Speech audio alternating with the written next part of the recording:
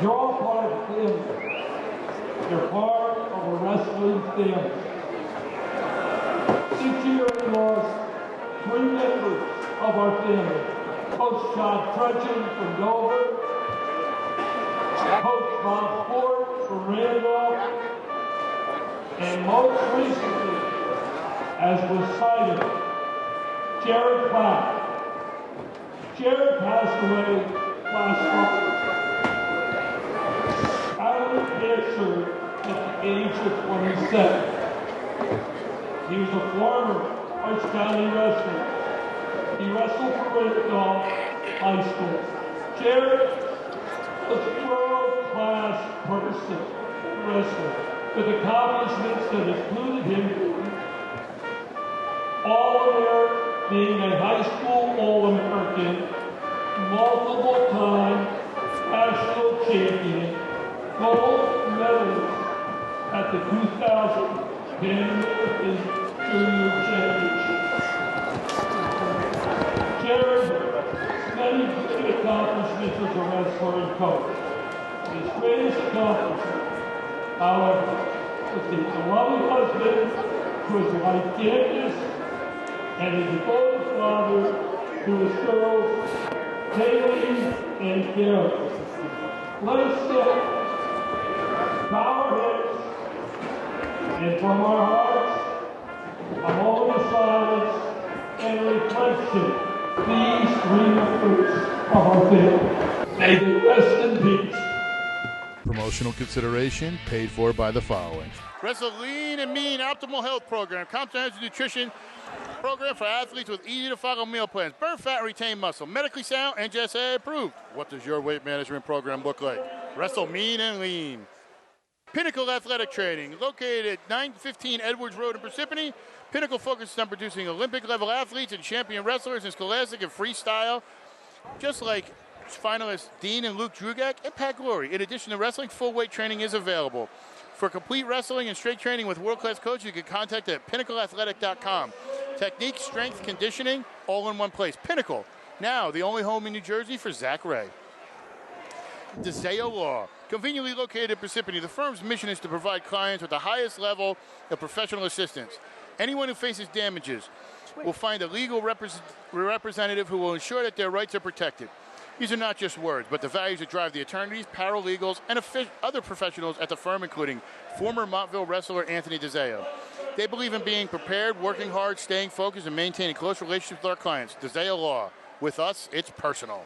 And Salerno Dwayne Auto Group, Denville, Newton, Summit, Randolph, and East Brunswick. It is covered by the Salerno Dwayne warranty. www.salerno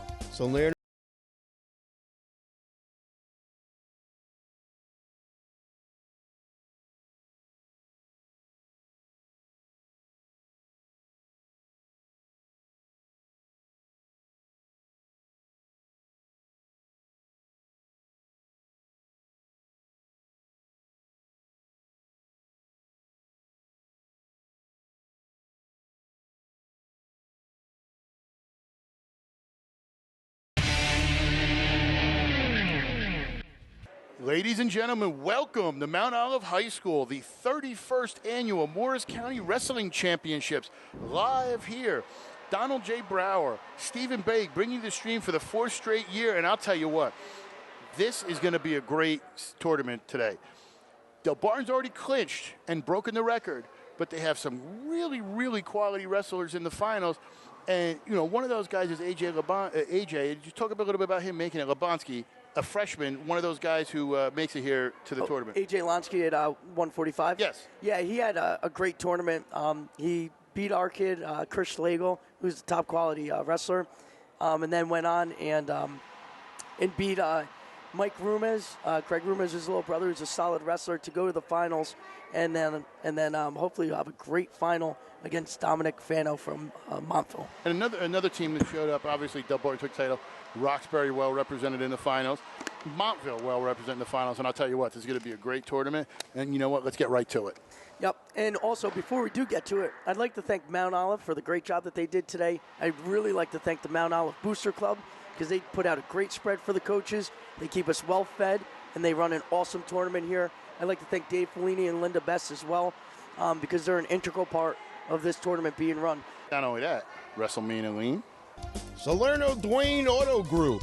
We also have DeZeo Law and Pinnacle Athletic Training. Now let's get to the action. Gentlemen, line up on the sides. We're going to introduce you with the Lehigh introduction. Come out and shake hands. That side over there. That side up. Lower fraction over there. Lower fraction over there.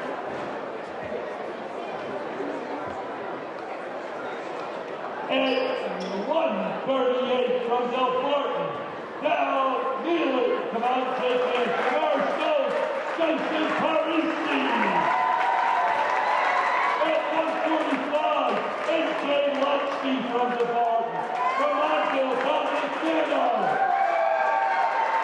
At 152 for Roxbury, Tommy Miller. From Montville,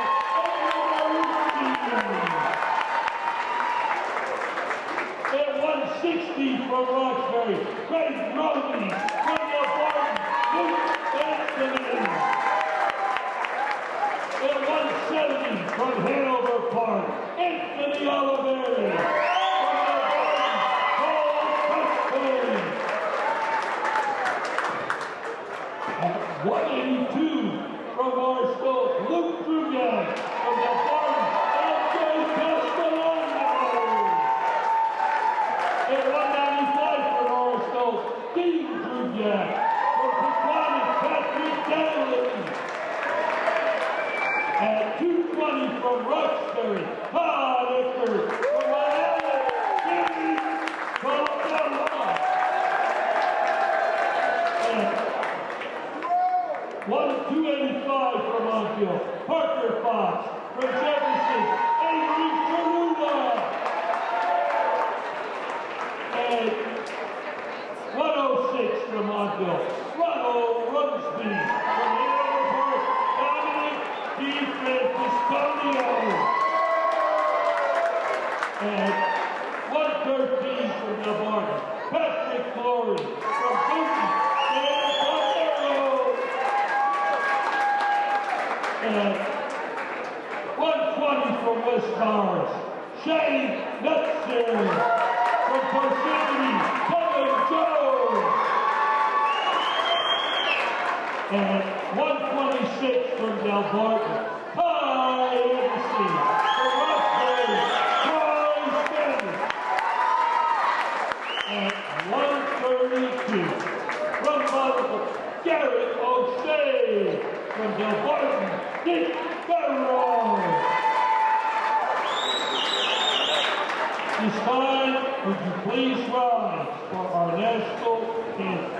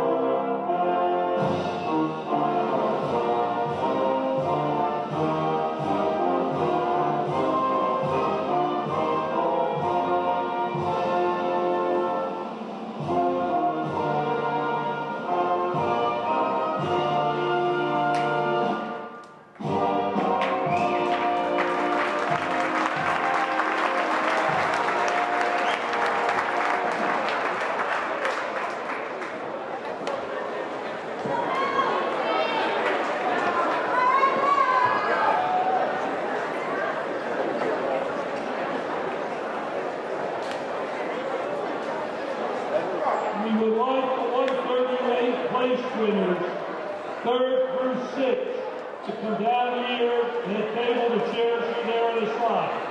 3rd through 6th. Wrestling, 138 from Delbon Bell Neely from Marshall Station, Tennessee.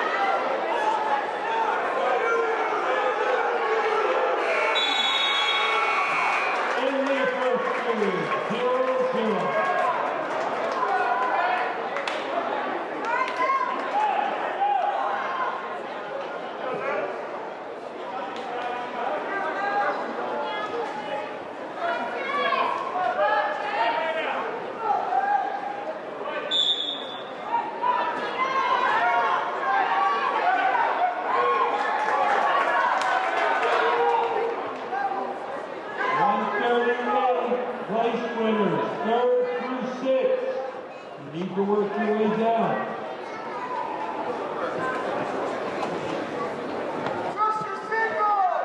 We need you here in the chairs. 138 medalists, 3 through 6.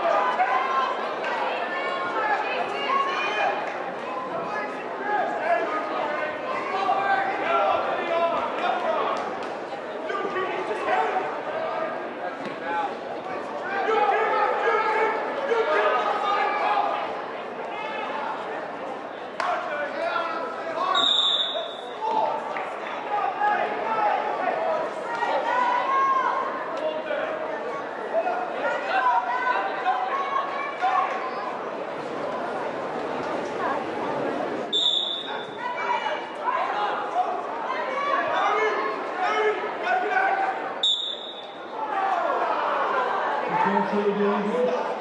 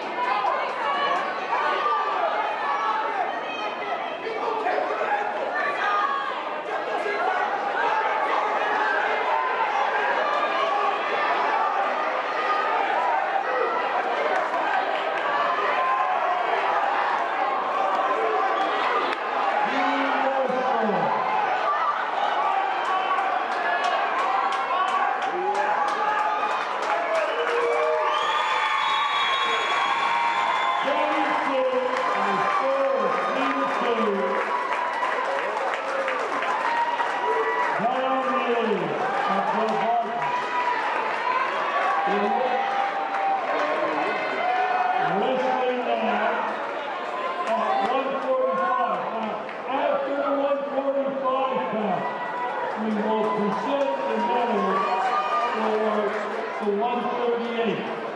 Wrestling at 145 for Del Barton, AJ Luns. For Montville, Dominic Daniel.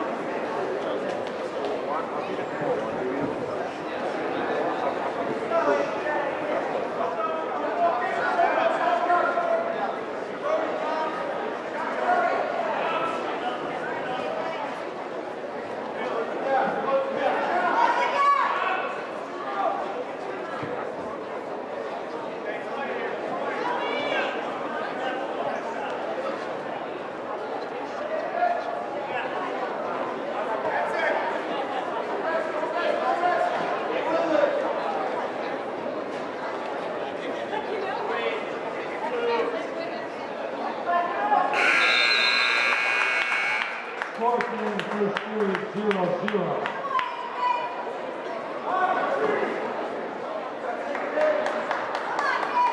Harden takes each.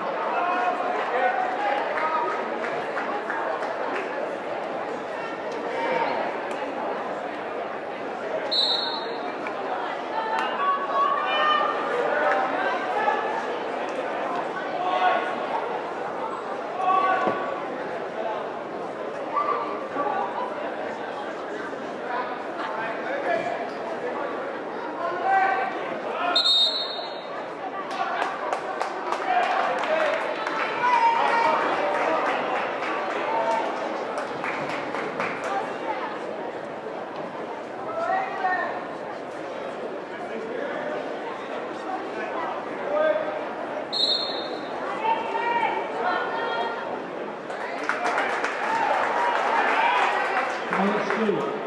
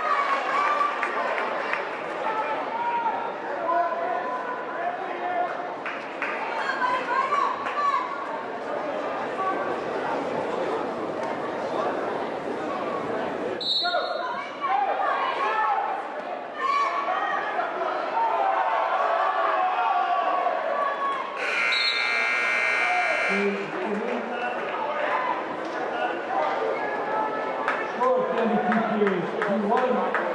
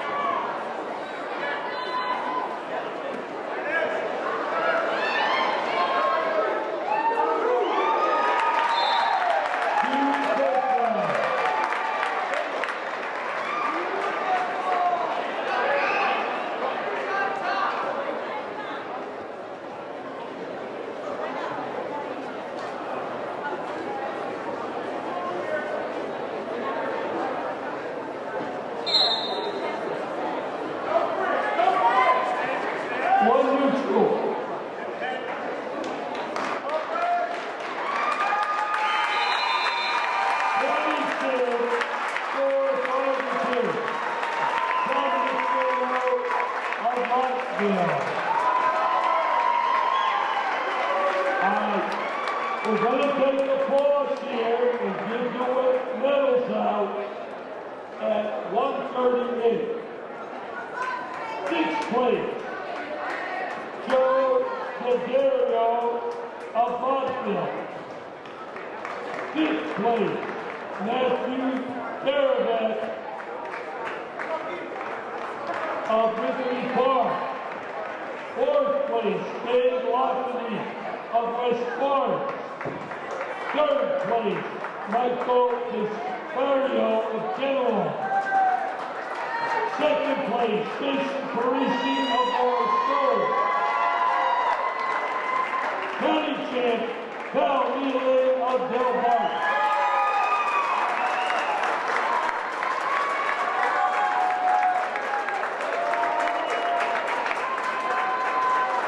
I would like the 145-pound medalist, 363rd, to report to the chair.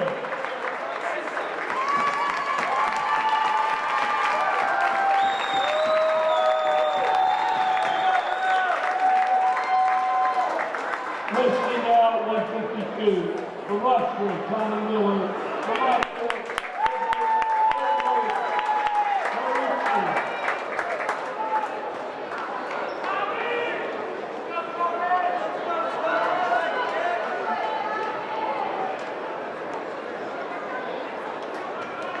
medalist 145. Work your way up here. Third group, actually first group, 6.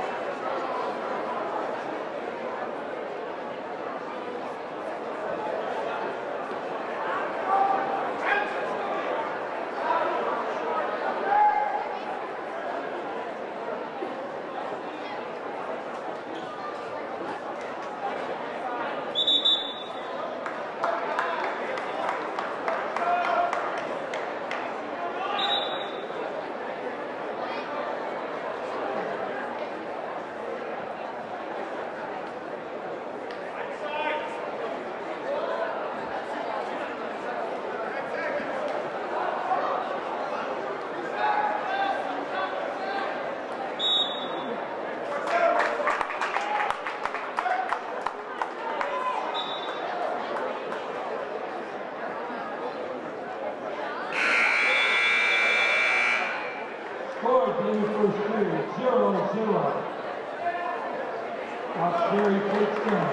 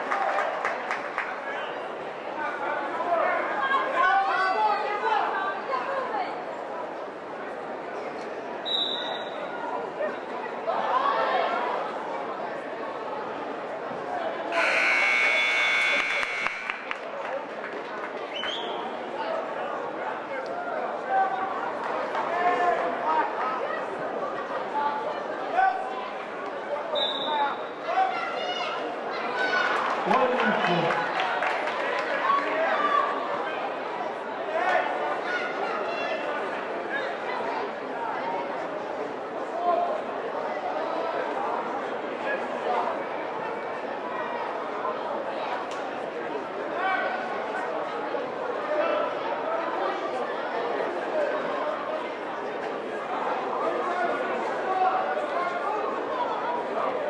So there we go.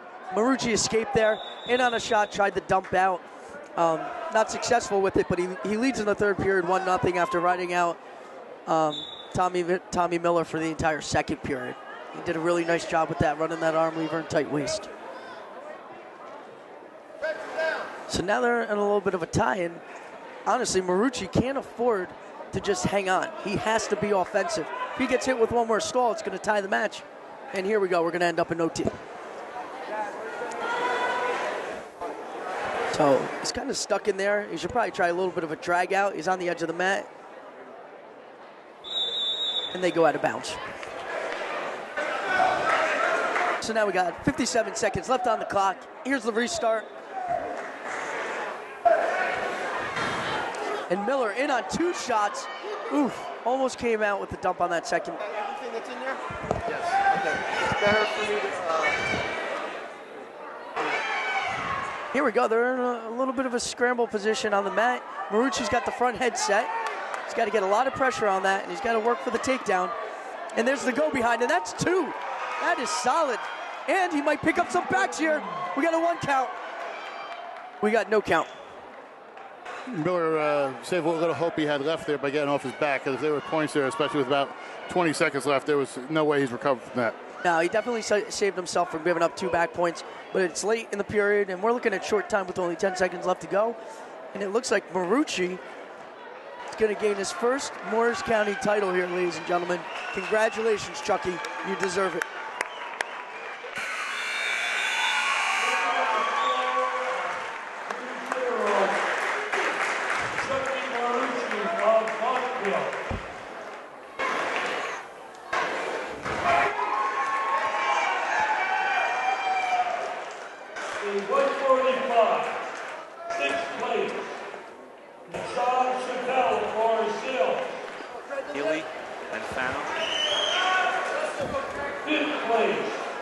That's it. Oh, wait a second. Oh, good.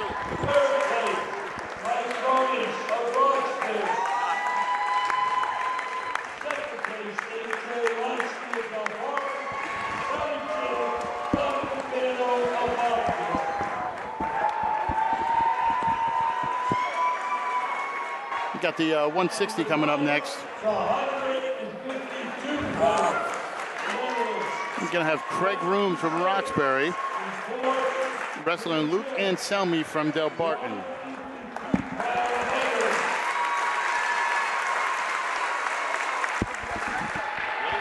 We'll put up the tail of the tape for 160 here. Luke Anselmi, senior from Del Barton. 16-7 against Craig Rooms, a senior from Roxbury, 19-0. Made the finals last year. And won the finals last year. Luke was placed 4th in the region, made it down to Atlantic City last year. Very quality wrestler. Had a little bit of a scare against Connor McClellan last night from Mendham High School. Edged out the win, 13-12 in exciting fashion. Had the fight off his back twice. And then came in this morning, and you could see he was on fire. He's probably a little upset from that match. And he went and pinned Alfonso Pinto in 5 minutes and 48 seconds, or teched him rather, 18-3 in 5 minutes and 48 seconds, and then won a close 5-4 match against a tough Justin Contreras from Morristown. Actually, Contreras was in control of that match till about, I'd say, 20 seconds left, and he got the takedown and held him down, and wound up going down from down 1 to up 1, and held on, and that, that's what he talks about. You look at some of these kids, and they may not be the most stylistic or something like that, but it's the heart, and they show the heart when it comes to that, holding that. Anybody can win and get a couple-point lead when you're down to that 1 point going, heading towards the end of the match. Yeah, and that's a lot of times, honestly, when people are faced with that kind of adversity, they fold. You're seeing a lot of these kids, especially the Del Barton kids. I give them credit. They're not folding in those scenarios. They have that never say die attitude, and that's why they've locked up their, 9th championship here at the MCT. Even before the final score started. 8th, I think. I think it's the 8th. It's the 8th. So they locked it up. History making. There were a couple teams you thought might have a chance, but the one thing you'll say about Del Barton is, all right, you understand the ensembles, you understand the Agassiz, you understand the fouls. When you see the kids like Blonsky. Yeah, Blonsky, last year, Majukowski, stuff like that, those are the ones that are getting those extra points. People see the winners and don't realize those other kids who advance to the semis and are the way to get them the points. Right, and got on the point. And they always have somebody that comes out of it, like the Lonsky kid. Oh, he's wrestling in the finals. He wasn't even in the mix in the beginning of the year. Nobody thought about it. And he makes the final here. So they have quality kids all the time. So right now, Craig Rowans has a solid armbar locked. He's hopping side to side, looking to try to run it. The match, he's up 2-0, and we're about to come to the close of the first period. Return. This is set. So you could use this. And that's the end of the first period.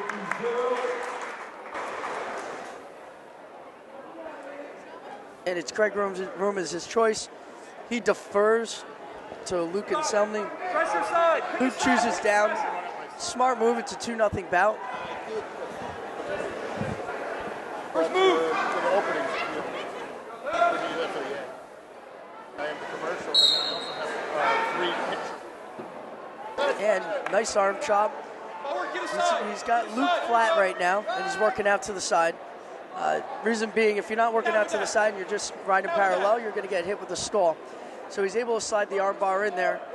As long as Luke doesn't get his other arm taken in on an inside wrist or an underhook, he should be okay in that position. This would be a nice ride for Craig.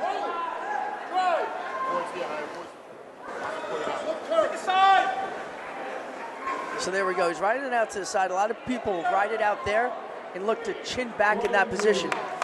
Green actually just got hit with a stall. Surprising because he's running an armbar and he's out to the side. I mean, what else can the kid do? I find that a little bit of an interesting call there, but obviously it's a judgmental call, and that's up to the official. Now he's got the inside wrist, so this is going to, whoop, but he lost the armbar. Having the inside wrist while running an armbar does make the move a lot more effective and much easier to turn your opponent.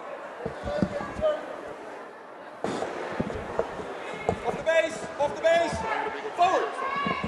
Butt high, dig in, go. There you go.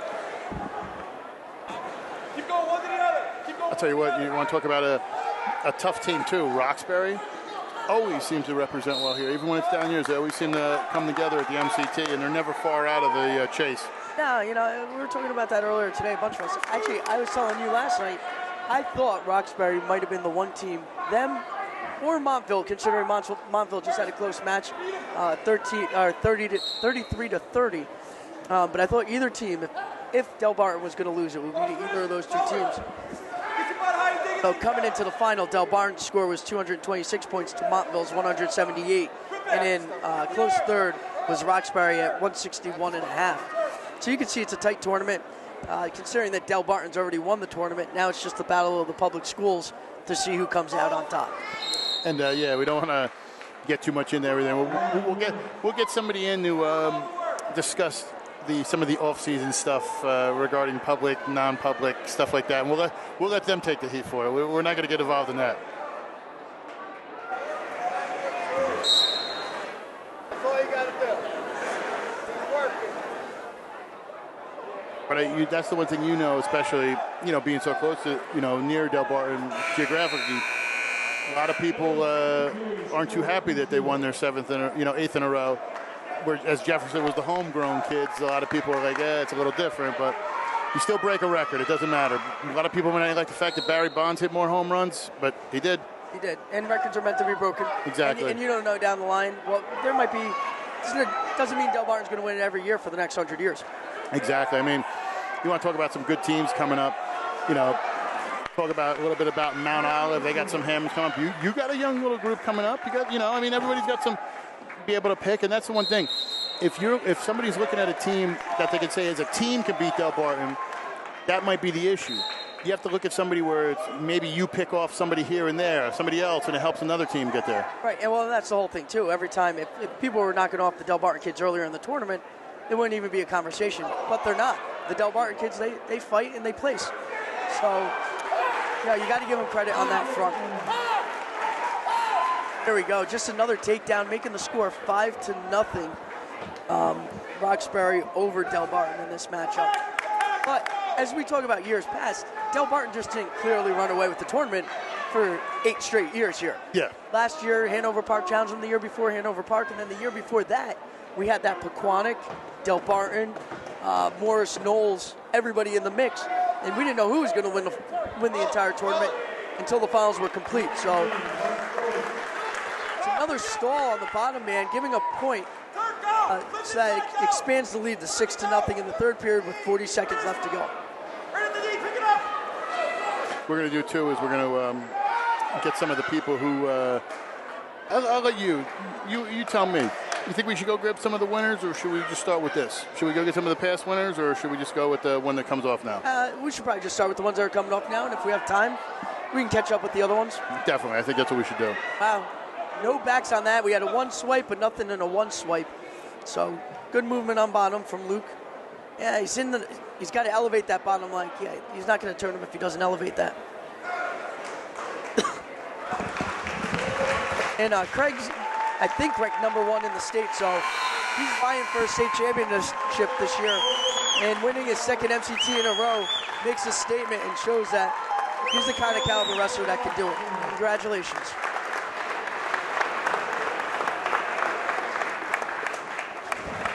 The 152 pound.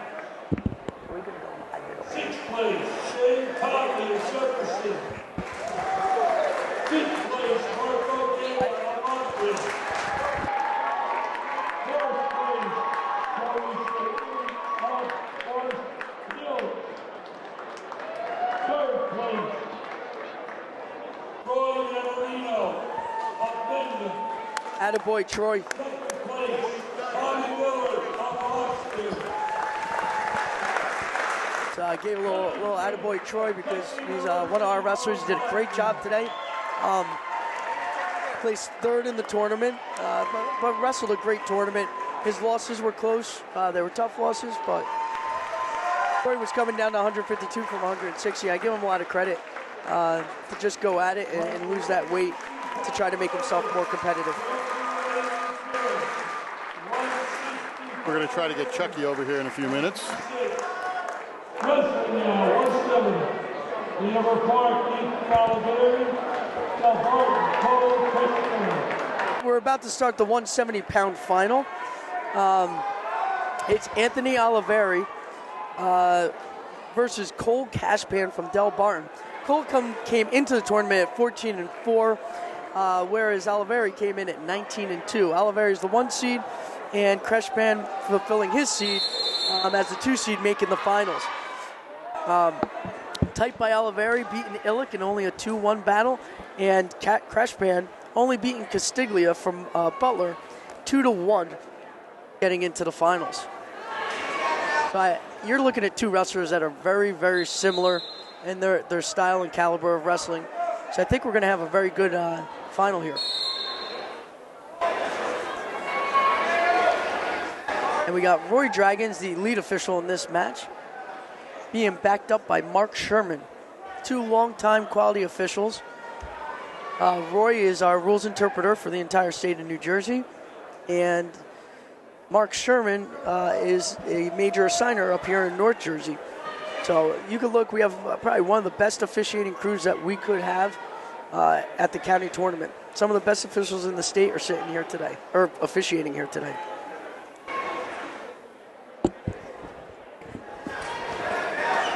And we're just approaching 1 minute into the first period. It's still a 0-0 bout. As I said, it looks like it's going to be a close one.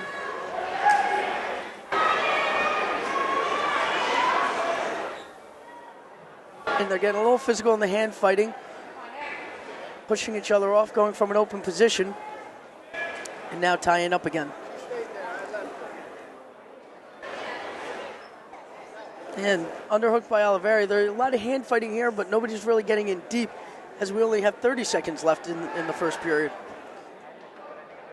Again, a lot of these bouts, because they're so tight, we got a little bit of a stalemate call in neutral just to restart it because nobody's doing anything. But a lot of these bouts in the finals you're going to see very tight, obviously, because it's the best meeting the best.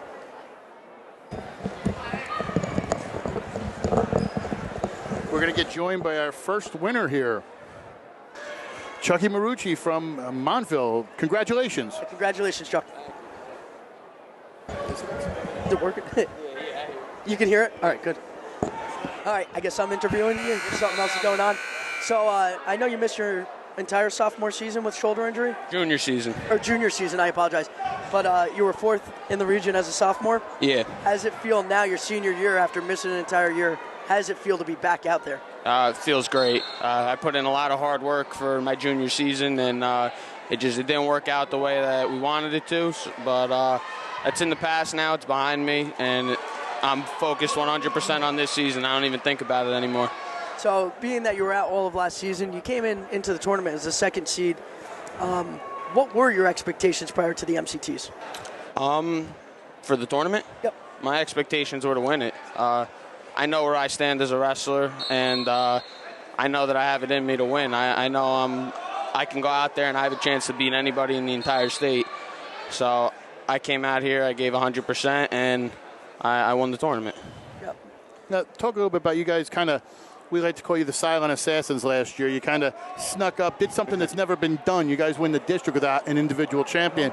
I know this offseason that success was good, but you guys want to build on it. What have you guys been doing so you can get some hardware at the school? Well, as a team, we've been going morning practices, afternoon practices, putting in a solid 3.5, 4 hours a day just as a team alone. And then our guys are going by themselves to the gym after practices, to other practices.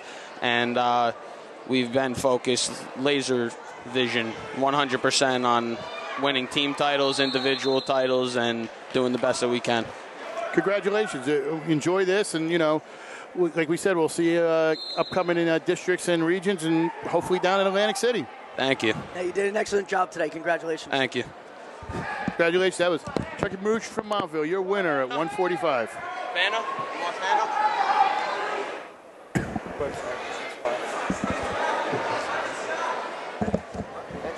So now we're in the second period. It's a 1-0 bout with about 20 seconds left in the second. And it looks like Anthony Fano is going to be joining us in a moment.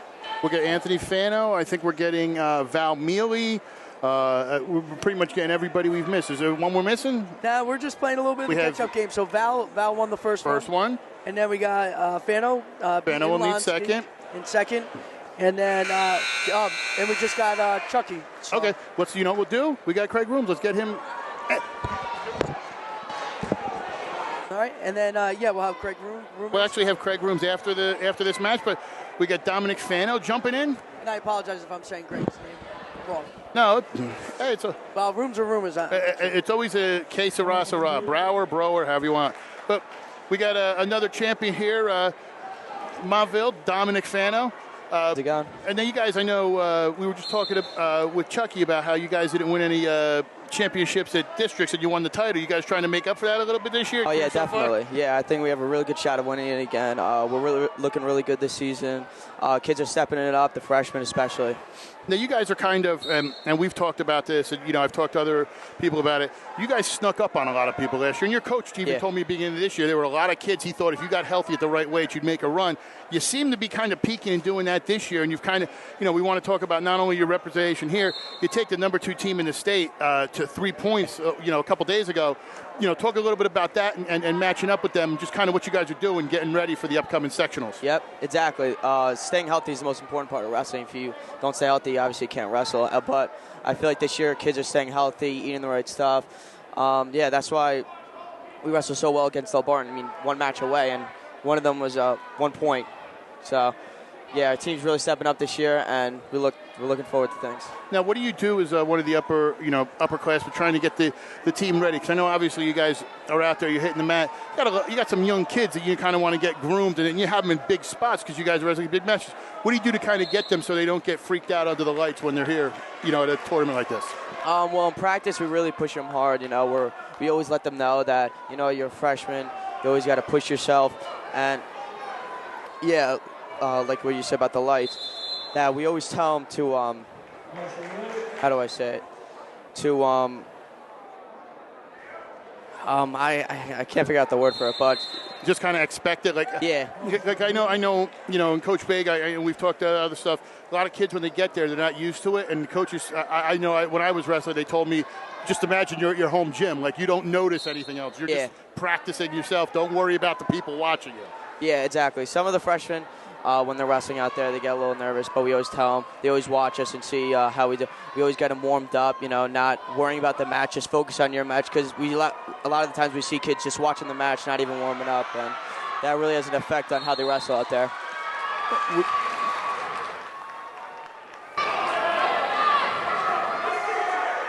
Nah, I can't. Nope.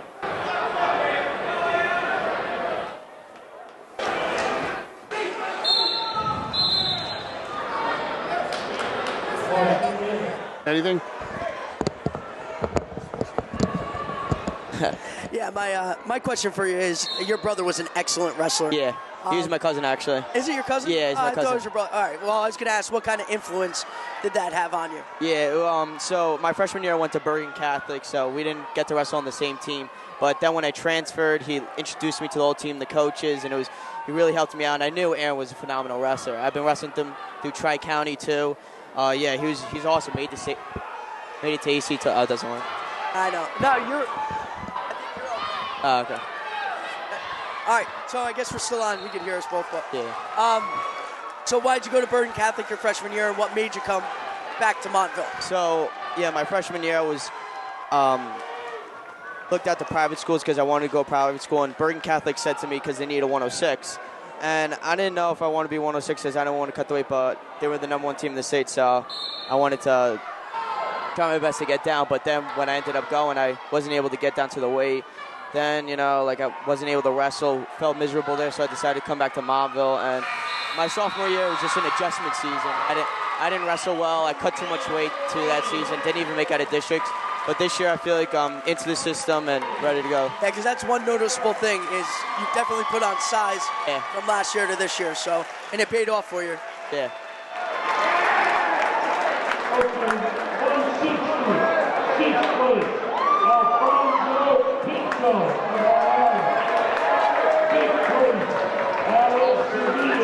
Anthony Oliveri just won the final, close in a 1-0 match.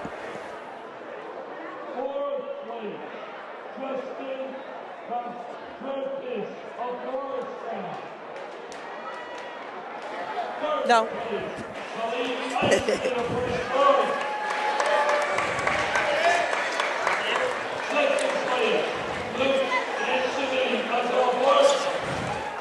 The one thing I'll say before we let you go, great. Are you going to go into chiropractic work like your family? I'm not sure about that. I don't think so. No problem. Congratulations. Thank you so much. It's no problem. You have a good one. Once again, Dominic Fano, your champion at 135 or 138. That'd help if I knew the weights. Have a good one.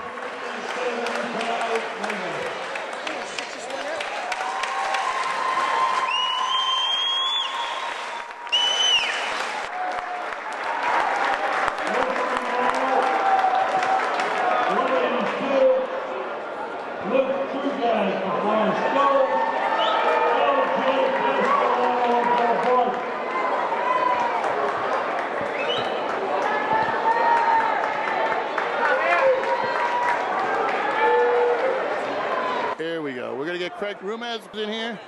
Craig Rumez, grab a headset.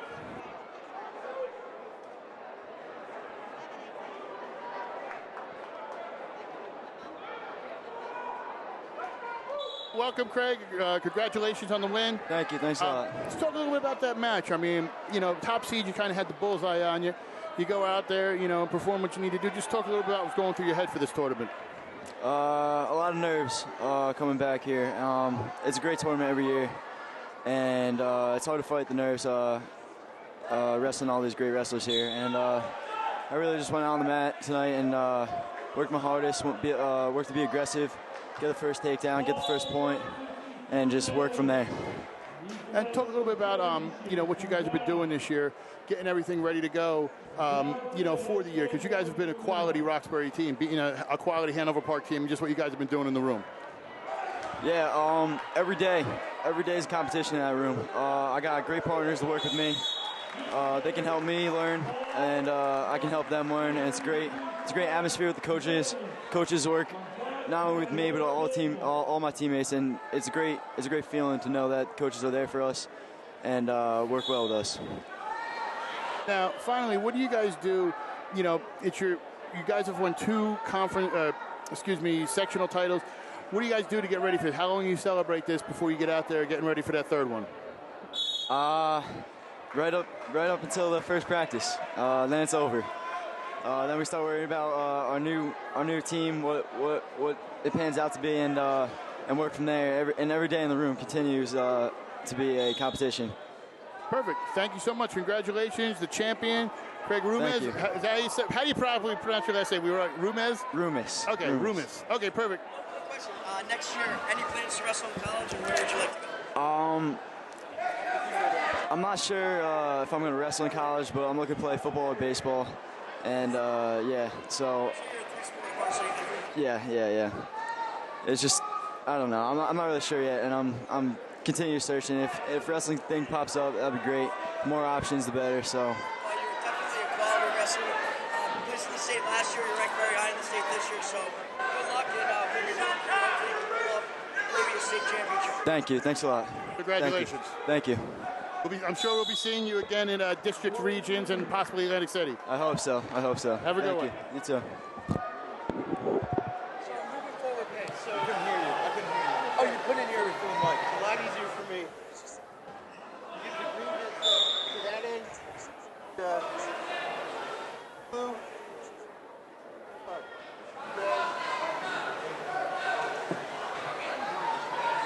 This is red.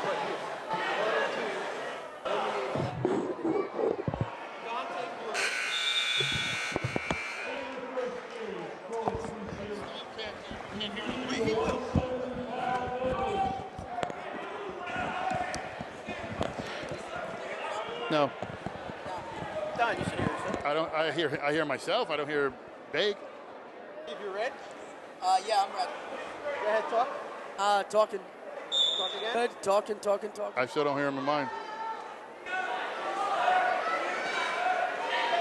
So, a little complicated this year with some technical difficulties, but we'll get everything going hopefully before the last match. And now we're in the 182-pound bout. We didn't talk about that yet, but we got making the finals as the 1 seed, and then LJ Castellano at 13-6. Now I got you. Going into the finals also as well. Right now, Drugak up 3-1, but looks like he just got another takedown, up 5-0. So we're in the second period with a minute and 26 seconds left to go.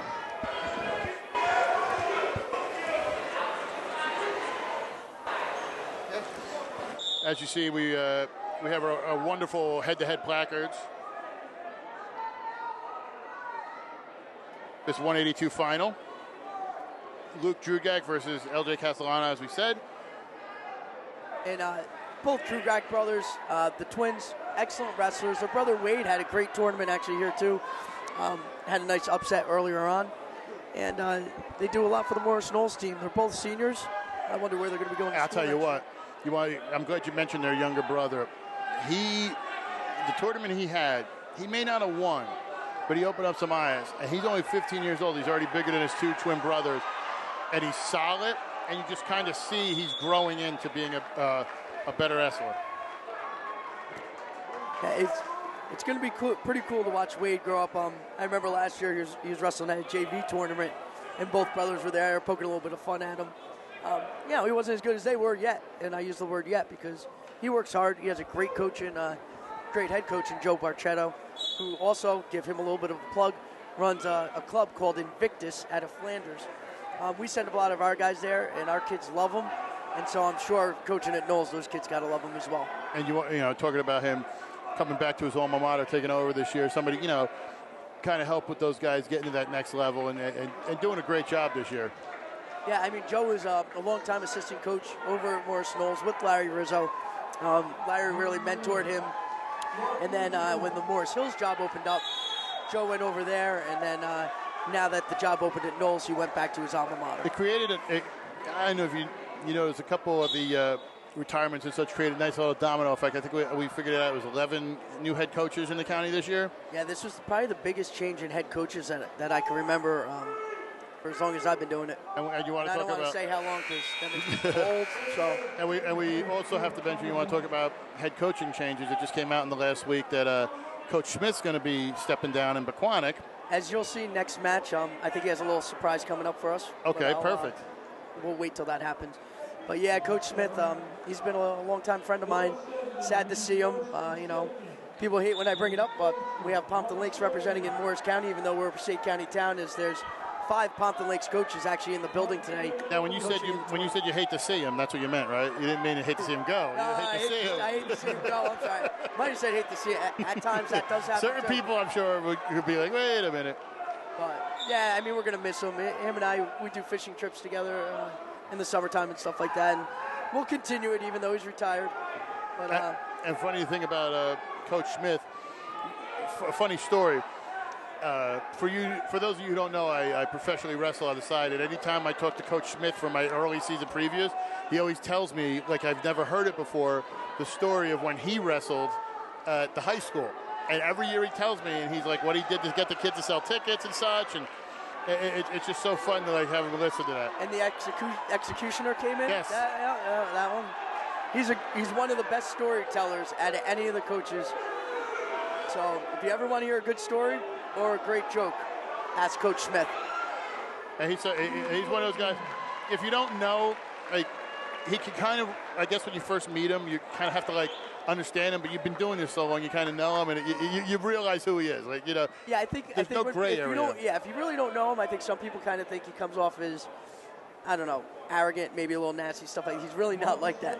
He's a fun guy. Like I said, tells lots of stories, lots of jokes. So. And then, you know, as we're talking here, Morris Knowles just got a tweet from Jan Rosenberg out in Iowa at Coe College, out there, you know, representing as well, doing great things out there. So he's actually wrestling with Ryan Harrington. Yeah, Ryan Harrington. Ryan Harrington placed. He wrestled for Mendham High School. He was a 2-time state champ, and now he's out there. Yeah, Coe College. He placed 4th in the nation last year, and he's currently, before the season, he was ranked number 1 in the nation, and now he went down to number 2, but I believe he's back up to number 1 in the nation. Ryan is. He's only a junior, so he's got 2 more years to clinch down this national championship. And that's one of those teams you kind of, you know, you don't think about, but they're doing great things out there. You know, they have some talent. They have a lot of talent. As a matter of fact, you know Freddie Jackson. He ended up he was a running back for the Buffalo Bills. Is that Michael Jackson's younger brother? Is not even close. Okay, I was making sure. I'm not sure. But no, Freddie Jackson was a starting running back for the Buffalo Bills. Yeah. Yeah, now he's over at Seattle. He filled in when Rolls got hurt. He's a Coe College graduate. Oh, wow. So, as we see Luke Drugak taking the title here. 182, Drew Drugak win the title. And don't blink, fans, because you're going to see somebody who looks just like him. It's his brother coming out next, Dean. Before that, we're going to thank one of our sponsors.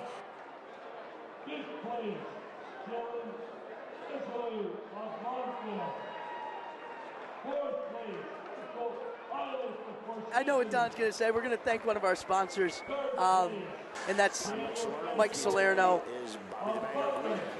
We should definitely be pumping him a lot.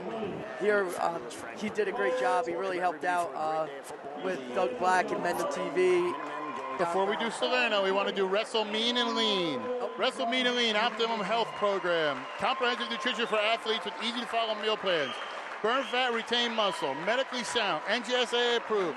What does your weight management program look like? Wrestle mean and lean. Salerno Dwayne Auto Group, Denville, Newton, Summit, Randolph, and East Brunswick. It is covered by the Salerno Dwayne warranty. www.salernodwayne.com. Pinnacle Athletic Training, located at 915 Edwards Road in Parsippany. Pinnacle focuses on producing Olympic-level athletes and champion wrestlers in scholastic and freestyle, just like finalists Dean and Luke Drugak and Pat Glory. In addition to wrestling, full-weight training is available. For complete wrestling and strength training with world-class coaches, you can contact at pinnacleathletic.com. Technique, strength, conditioning, all in one place. Pinnacle, now the only home in New Jersey for Zach Ray. DeZeo Law, conveniently located in Parsippany. The firm's mission is to provide clients with the highest level of professional assistance. Anyone who faces damages will find a legal representative who will ensure that their rights are protected. These are not just words, but the values that drive the attorneys, paralegals, and other professionals at the firm, including former Montville wrestler Anthony DeZeo. They believe in being prepared, working hard, staying focused, and maintaining close relationships with our clients. DeZeo Law. With us, it's personal. And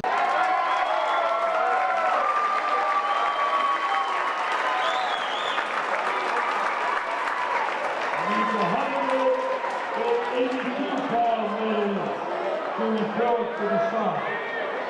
Wrestling now, 195. Dean Drugak from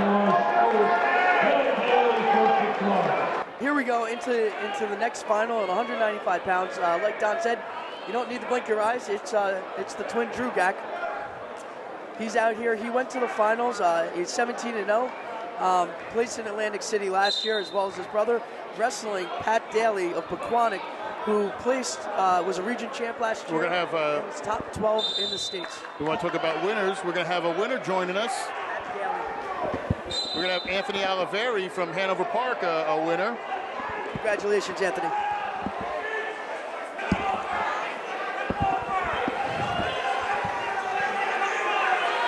Congratulations, Anthony. Thank you. Talk a little bit about your tournament. I know coming in top seed with that bullseye, just kind of what you did to get ready and keep going through. I just worked hard like I always do. I didn't kind of treat this tournament any different than any other one. I just wanted to stay focused and just do what I've been doing. Now, a couple close matches. Just talk a little bit, especially in the final, just kind of what you were doing out there, just trying to get everything set up. Two great opponents. I mean, they're great wrestlers. This is the county tournaments with some of the best wrestling in the state. Wow, sorry, Anthony. We just had a huge pin. Dean Drugak just pinned Pat Daly, who's an outstanding wrestler himself. In 49 seconds, and a shocker, I have to say. Yeah, in Morris County final. And we're going to see this again up at the region, so it's not over. They're definitely going to see each other again. Not take anything away. Andy, back to you. Just talk, like you said, two tough opponents.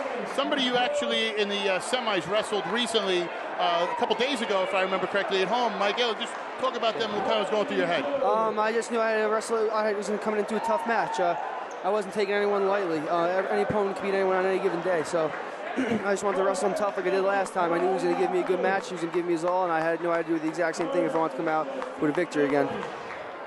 It looks tough. Being that you're a senior, I always ask this question.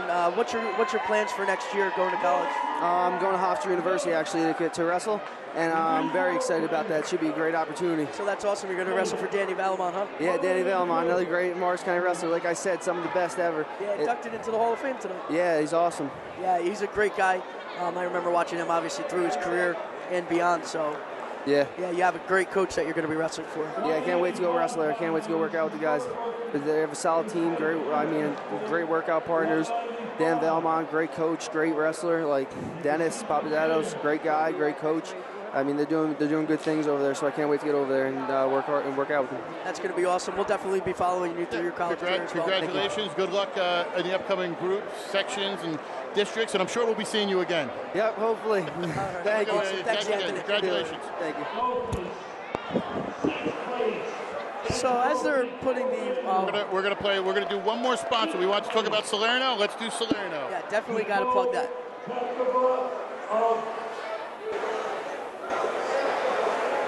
Fourth place, Nitro Police of Parsippany.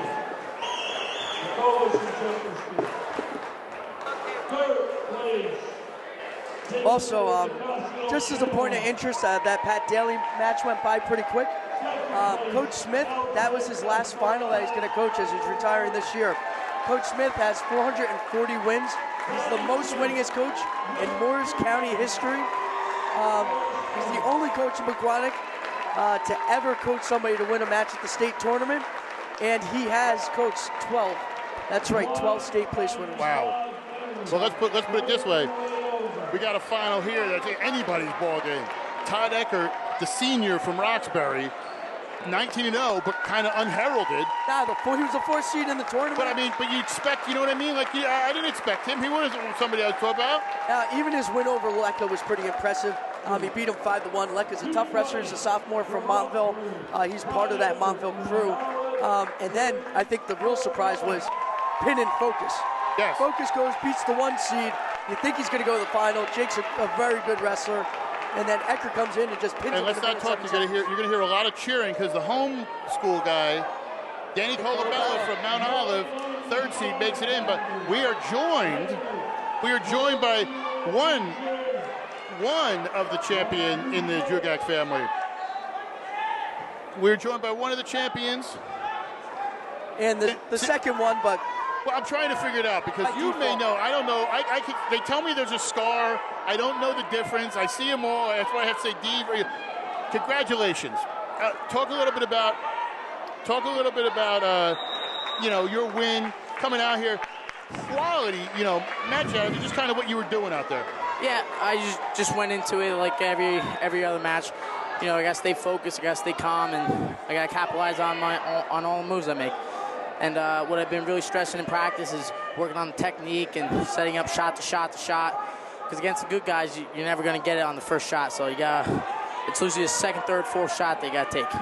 Now, talk a little bit about, I know I've spoken with your father. He bribes me with tacos. Just kidding. That's a little thing.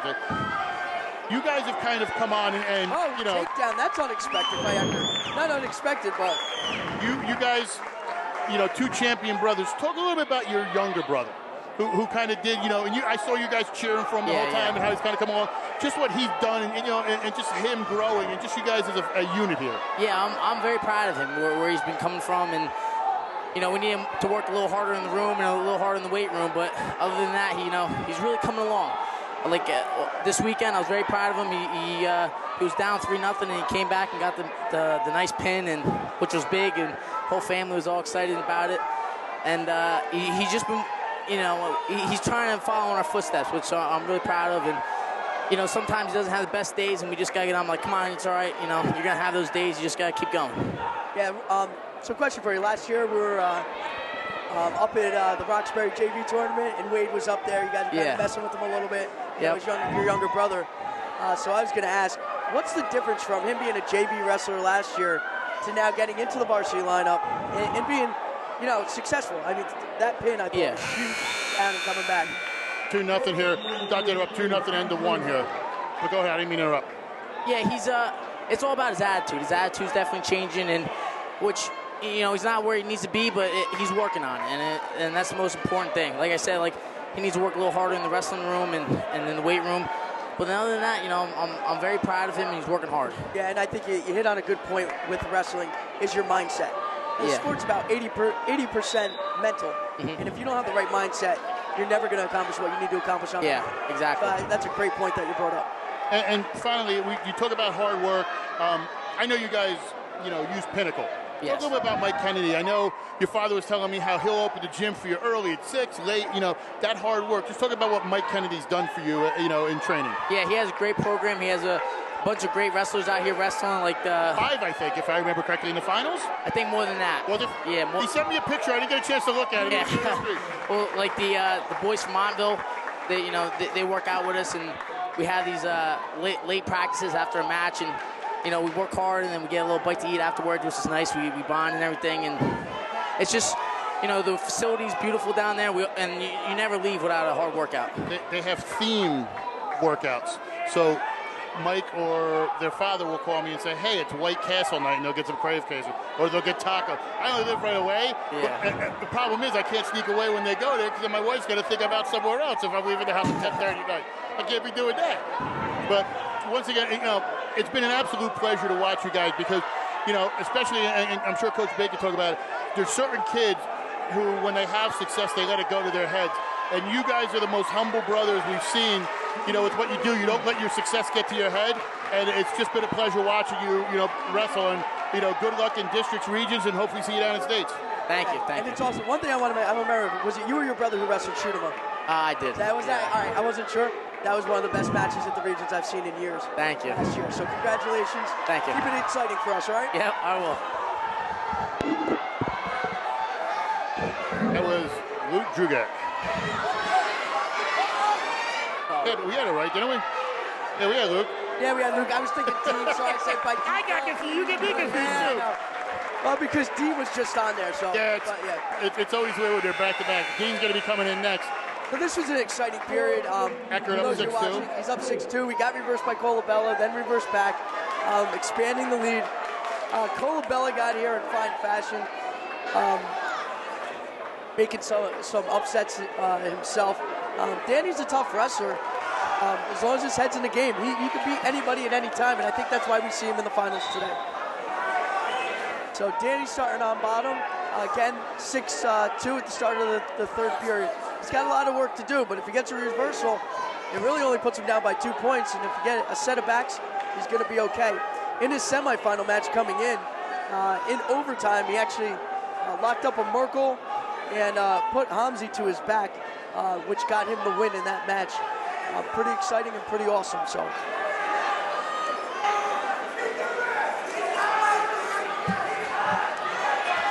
here we go.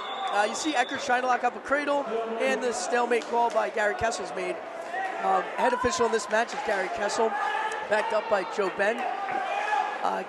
Gary also not only is doing the MCT finals, he does a lot of Division I matches. And when you watch the national finals, you'll actually see Gary out there on the mat. He usually gets the call to do them as well. I'll tell you what, I think we're caught up. I think the only one we're missing was Val Mary. I'll tell you what, you know, it's always nice when you start half an hour early because your tech guy shows up an hour late, but that's okay. I didn't say anything, though. I'm okay. Oh, the cradle is locked up by Eckert. He's got work to do, but he could definitely... No, he lost it. So now Colabella to his feet. And here we go, ladies and gentlemen. We're at about the 40-second mark. Colabella's down by 3. He's got to do something. He's got to do something fast. Now they're just hand fighting and pummeling. Shoots him out of bounds. Let's get a fresh start back in the middle. So really in a scenario like this, Danny's going to have to go after it. He's going to have to try to put Eckert to his back for the win. Wrestling on the mat's not going to help him, but Colabella, there he is trying to throw.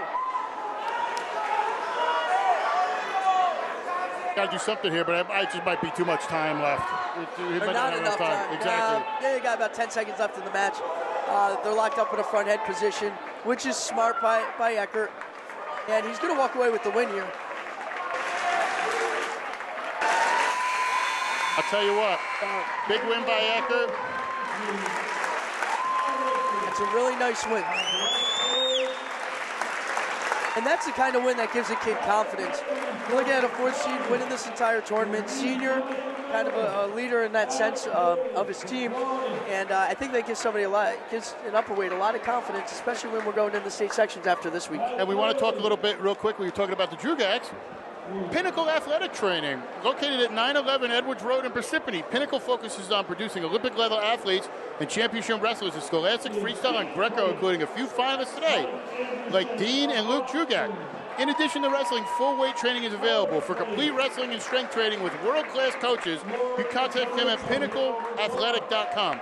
Technique, strength, conditioning, all in one place. Pinnacle. And not only is Pinnacle involved with that, they now will have on Sundays Zach Ray in the building. So all you heavyweights who are looking for some stuff and want to be like some of these guys you see out there getting the medals, Pinnacle Athletic, pinnacleathletic.com. And Mike Kennedy does an excellent job. Ryan Harrington went to Mike Kennedy, who was a 2-time state place winner for us. Also, both the Button brothers went there. Both made it to Atlantic City. Sam Button placing 4th in the state and now wrestling at Princeton. So Mike's always done an excellent job. Trained both our Walker boys, who are very successful wrestlers as well. Yeah, Mike's done a great job. I personally like to thank him for everything he's done for our athletes as well. Mike's done an amazing job. So, question for you. See if you can get this one. Who is the only NCAA Division I national champion to coach a Morris County team? I think I know this. All right, give it to me. Stephen Bain. No, I'm a Passaic County guy. Come on. You're from Morris County. John Fritz of Roxbury in 1978. Little fun facts that hopefully we'll be bringing out to you today.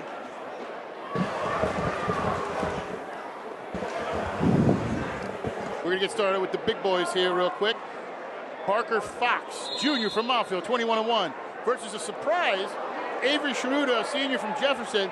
However, you know, we do want to say that Jake Buzikowski had to withdraw due to a back injury, so he did get a bye to the finals, but he still wrestled a great tournament. Hey, and don't take anything away from Sharuda. He's a very good wrestler. I don't want, you know. Him and I got a little thing going back and forth. We had a quad going up at our place. He walks over to me and he says, "Hey, anybody ever call you Charlie Day?"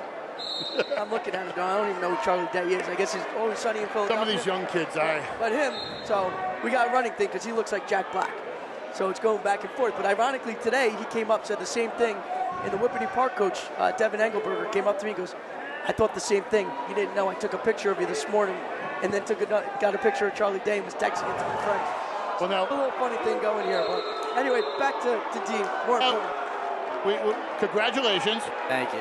Speaking of running, you may need to run to get your heart rate up a little bit. You barely were out on that mat, Brother Sweat. Talk about that. I mean, that was one of the matches we thought would be back and forth, and you kind of just took care of everything right away. And Daly's a quality wrestler, so... Yeah, Daly's one of those ones you thought it'd be a great matchup, but you kind of went out there and manhandled. Let's talk about that. Yeah, I mean, I prepare myself just like any other match, just staying focused. And I mean, I went out there knowing that, like, I had to, like, take charge, and I had to make sure that, like, I own the mat. And just like any other match, I went out there just like, if it was the first match, the last match, I mean, I knew, like, if I got him on my back, he was staying on his back. And when I had that, like, weird, like, little, like, single where his leg was on my hip, and then I was, like, trying to work out the body, and then his arm was there, and I was trying to grab, like, the claw or, like, try to, like, pull it down, and then he ended up just going to his back, and then I just made sure I stuck him, and he wasn't going to get up, and I was going to make sure that I just finished with the pin. Yeah, it was a pretty quick pin over a quality opponent, so you should really be proud of yourself. Yeah, and, you know, you win, your brother wins. Your younger brother had a great show in the tournament. We were just talking to your brother about that. You know, one of the things I would say I chalk up to success is, you know, we've discussed this, is Mike Kennedy. Mm-hmm. You know, talk about what he did to get you guys ready for this. I mean, he definitely, even sometimes after matches when we have forfeits, we call him up, we tell him, hey, we're coming down, and then sometimes he gets us a little food, but then, like, he works on the things that you don't want to even imagine using on the mat, like little muscles or little, like back movements or every little thing you can think of he works on, and then it just prepares us for the mat, and then, I mean, just does a great job, and a lot of it goes towards him. Now, you guys last year get down to Atlantic City, finishing in top 12. What are you doing, and what have you and your brother been doing this offseason in your final campaign to make that advance and get on that podium and walk away with a medal? I mean, we've been in the wrestling room with Coach Burkell. He's been doing a great job. We've been trying to, like, do, like, not change our practice, but, like, work on little things instead of, like, going out there physical as a guy, like, work on the technique. And during our, like, when we wrestle live with each other, like, last year and a couple years ago, it was always, like, beating everyone up, like, trying to, like, draw blood and stuff. But then this year, we're trying more of, like in the match, stay, like, technical. Like, don't get out of position. Make sure, like, you, like, do everything. And I think that's definitely key. Yeah, it's definitely been helping us. Because, like, last year, like, we just went out there, like, we tried to, like, muscle everyone. And now this year, like, now that we're working on the technique during live against each other, we're still muscling while doing the perfect technique, which is definitely helping out. Now, is he your workout partner in the room, your brother? Yeah, yes. And then Coach Burketto and other coaches jump in, and then... That's the problem when you try to go film them, because you're trying... I always like to do, like, film and focus on one, and they're both there, so it's like they just stand there. It's like a clone, and you just spin around. Oh, which one is it? You don't know. The one thing I was like, and maybe you could say it from here, is that helped you this year, especially with Daly, because he was expecting you to be a clubbing fighter like you used to be, and you kind of took advantage of it where he didn't, like you almost a Rocky III scenario where he thought you were Clubber Lang coming. It's an old reference. I don't think he knows the reference. No, yeah, not really. he got beat, and then he came and changed his training style, and then wound up coming back. Is that training style? Is that something that helped you this year? I think with him. I definitely think so because I know that like last year. Younger references. That's what I got to do. You know Creed a little bit better. Last year, like how I came not placing where I wanted to, definitely set me back, and I sat down, went through my head what I needed to change. Definitely, what happened out there on the mat definitely was what I was trying to focus on. Next year, you and your brother, I would imagine, are going to wrestle in college. Yep, Old Dominion. Both of you at Old Dominion. Yeah. So you kind of answered the question. I was going to say it's pretty hard. You guys grew up together, wrestled together, so you're going to go to Old Dominion together. Yep. That's pretty cool. So. What are you going to major in? Have you guys decided yet, or just going to? I definitely want to go into the criminal justice and the FBI, so I was thinking maybe something more towards the criminology, but I know they really look for other options, so I was thinking computer engineering, but that's a stretch right now. No problem. Listen, you don't got to decide on a major today. You can go home and enjoy yourself. You can call me at 10:30 at night for tacos. I can't leave. My wife, my wonderful wife who's listening, who's been texting me the whole time. Amanda, if I leave the house at 10:30 on Saturday night, I'm going to eat tacos. And it's not what you think. I'm going to eat hot, everything they bring the food over there. But listen, give your parents the best. Your father's a great guy. Loves the sport. You guys have been doing it great. I told your brother, absolute pleasure watching you guys wrestle. You guys are so not egotistical at all. You enjoy it, and it's just been a pleasure to cover you guys. And congratulations. Good luck this year. Yeah, congratulations. Awesome. Good luck in the districts, and I'll see you up at Regis. Yep, thank you. All right, so in the heavyweight bout, it's 1-0 in the third period. Pretty exciting. We've seen some shots, looks like a little bit of risky moves by Sharuda, but he's gotten out of it every time it looked like Fox was going to pounce on him and pin him. That's Don's wife sending out a little text. Yeah, my next text she's going to send me is WGW. I can't even think of it.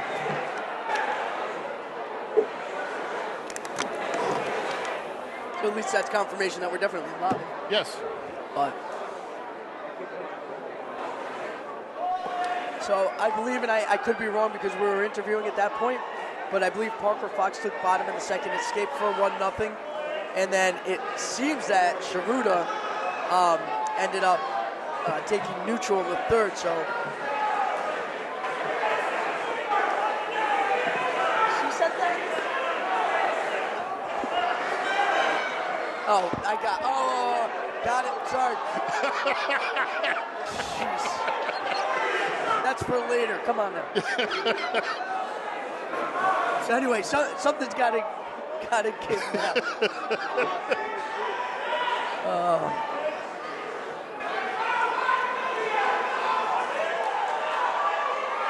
Gotta go here. Yeah.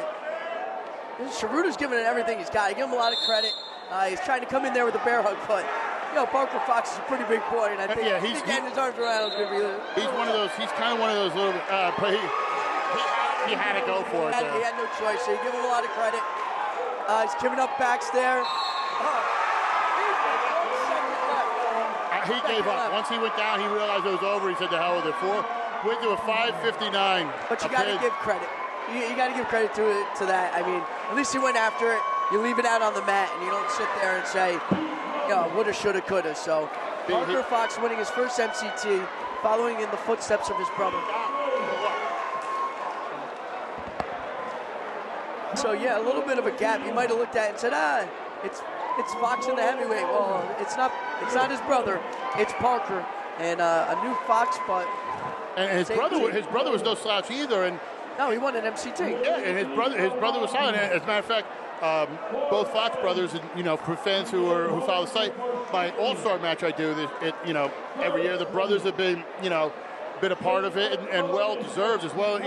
Some of your wrestlers too have been there. Eric Friedman, a couple times there. Aaron Flickroff wrestled it.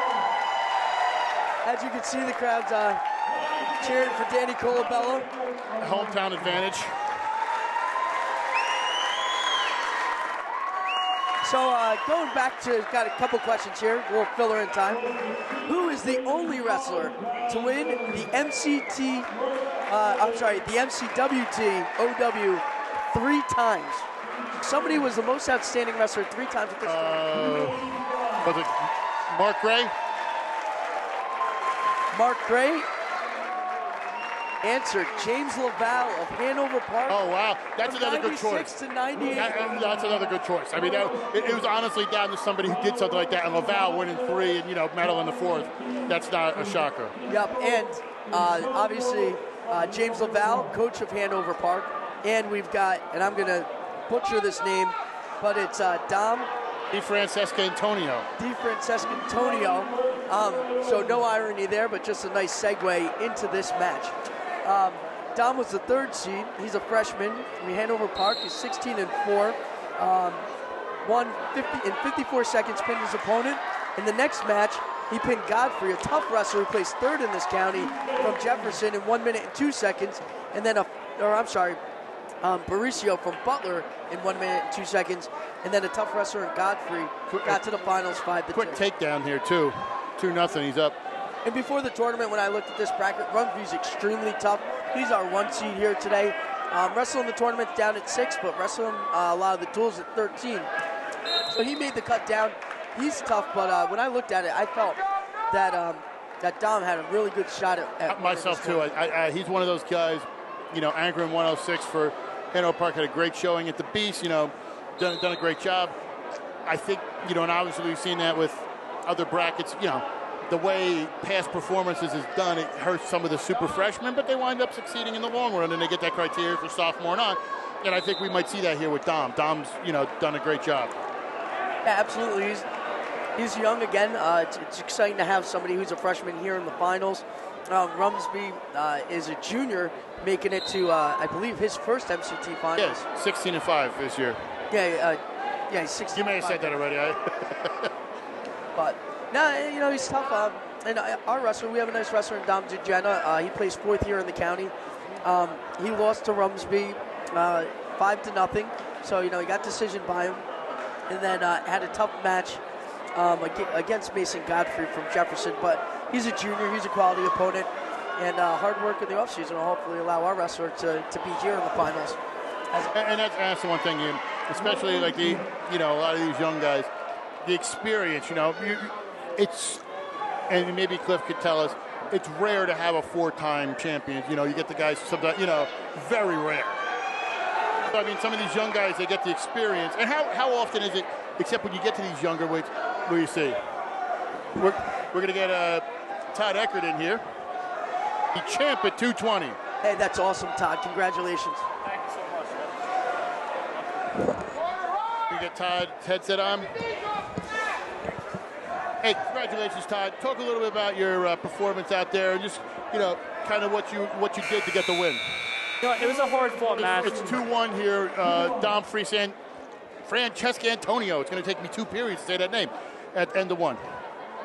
Yeah, it was a hard-fought match. It was just whoever was most technical, And then I was quicker.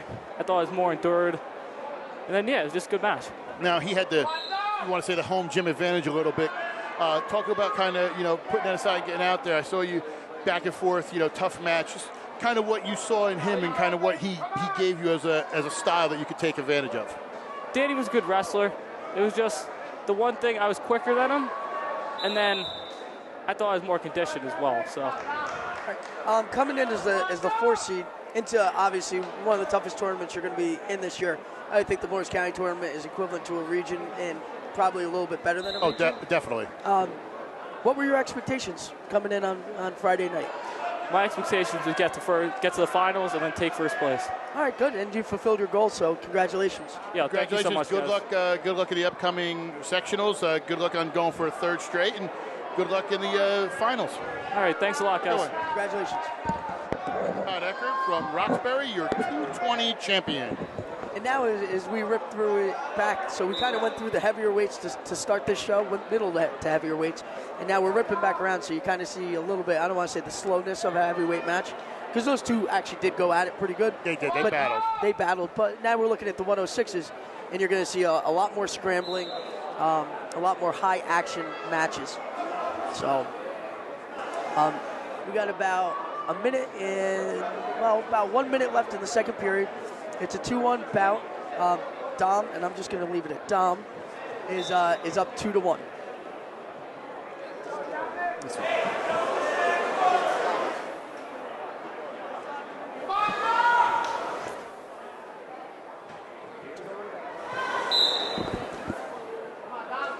All right, so a quick stand-up by Rumsby. Catches that cutback leg. Oh, he stepped over. I don't think he's going to get any backs on that, but that was a nice. Oh, he did. That's 2 backs on that. Pretty quick, but that was a nice catch by Dom as he just did a quick step over on the single leg to put Rumsby to his back. And I don't want to put any undue pressure on him, but if we remember correctly, looking back 4 years ago, there was an unheralded 106 for Hanover Park who made the finals, and saying me he had a little success. You're talking about Anthony Cefalo, could you? I don't want to put the name out there, just saying. Anthony gave us some of the best finals that we've seen over the course of his career. So I was just talking about that earlier. He had three-time finalist in states, who would have made it a 4th year, but ridiculous draw in regions. Sophomore year. Well, how about his match 2 years ago when he wrestled Farrow in the finals? Ridiculous. Which is going to be our featured bout here tonight. Because Farrow, not Cefalo. We didn't get him back from high school, college. We didn't re-enlist him. It would have been nice. It would have been nice. But Garrett O'Shea is no slouch compared to Anthony Cefalo either. 2 medal winners. Yep, 2 medal winners going at it. It's our featured bout. And it's going to be interesting because Garrett's definitely going for a state championship this year. Definitely. He's put in the work. He's put in the effort. He transferred out of Knowles to Butler, but we'll talk more about that later. And honestly, I think that transfer from Butler revitalized a little bit of that program, because you remember Butler for a while kind of was getting pushed around, and you want to give credit to that, but you also want to give credit to a guy like Chris Wells, who kind of set the groundwork the last few years before heading back to Parsippany in one of the coaching changes, becoming the head man for Coach Dasty. When Coach Piotrowski retired, it opened up a spot. You can't fault it, but he put such a good groundwork in there. It's only reaping his reward. Yeah, and it's interesting because Garrett's dad, who used to be the head coach of Butler High School, and he did a great job with the program, is now back as an assistant. And one of the Pompton guys that I grew up with across the street, Jason Luciani, took over as the head coach. He was actually the former girls head basketball coach of the year. Oh, wow. His son is in 8th grade. He's a very good wrestler. And after Wells left, he didn't want to see the program start to tank. So he stepped in. He does have an idea. His father was my youth program head coach. It's not that he doesn't have an idea. Basketball is just more of his sport. But I'll tell you what, they've done a great job. He's done an excellent job. And you know what? If Connolly didn't transfer out to Jefferson, they'd probably be one of the top Group 1 schools in their section. It would be solid, because you're talking about not only that, they have Dan Castiglia up top. Yeah, Dan's wrestling. Awesome. I'm going to horribly mispronounce his name. The Weibels. So both of them. So you got them. You got Garrett. Yeah, I mean, it top to bottom, they have a really nice lineup, and they're in a tough section. I mean, Kittatinny's number 1. Cresco, that's where I used to coach for a few years out in Bergen County. They're ranked 2nd in the section. Then Pompton Lakes and Butler. So I think you're going to have a nice little battle in that section. And once you get there, you match up. It doesn't matter who you go. You can do what you need to do, and that's the one thing with them. It's kind of that whole division, that independence division this year, I think has really stepped up. Not only with that, Kinnelon seemed to be a little bit better this year. I mean, it's good group. Eric DeCola's done a great job. Dom DeFrancesco Antonio, your champion at 106. So yeah, we were actually talking about that. If you look at the independent division, a lot of them actually are falling middle of the pack this year at the MCT, which typically doesn't happen. Well, we want to thank another sponsor, DeZeo Law, conveniently located in Parsippany. The firm's mission is to provide clients with the highest level of professional assistance. Anyone who faces damages, physical, emotional, monetary, or to their property, will find a legal representative who will ensure their rights are protected. These are not just words, but the value that drives the attorneys, paralegals, and other professionals at the firm, including former Montville wrestler Anthony DeZeo. They believe in being prepared, working hard, staying focused, and maintaining close relationships with their clients. DeZeo Law. With us, it's personal. We're going to head here as we make the turn to 113. We're going to have a state finalist last year, Pat Glory, sophomore from Del Barton, 23-4. He's going to wrestle a man, Dan Fungaro, a sophomore from Boonton, 23-2. And as a matter of fact, is my father-in-law's favorite student, who is a teacher at Boonton. So Dan Fungaro versus Pat Glory. And we're going to head to that as we see the Parker Fox accepting his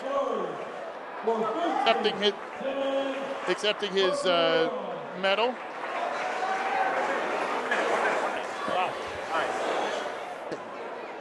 We got Parker Fox putting his headphones on. Congratulations on the win.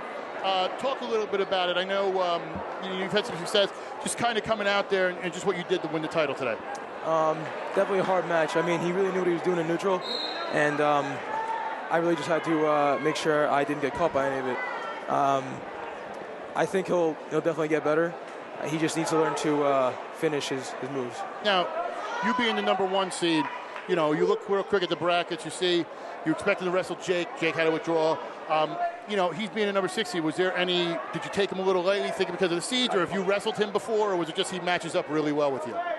He definitely matches up well with me from a neutral standpoint. Looking at him, he told me a little bit about himself, how he wasn't here last year, so I didn't really know what I was up against. I definitely knew I was going to have a good matchup, though. Now, you guys, we've talked about it before with the previous 2 champions from Montville. You guys snuck on last year, kind of took the district title by surprise. And your coach, he said if we got the guys in the right weight, now you guys are winning titles. There's no longer the sneaking in the back door. Talk a little bit about what this means going forward, not only for sectionals, but districts as well.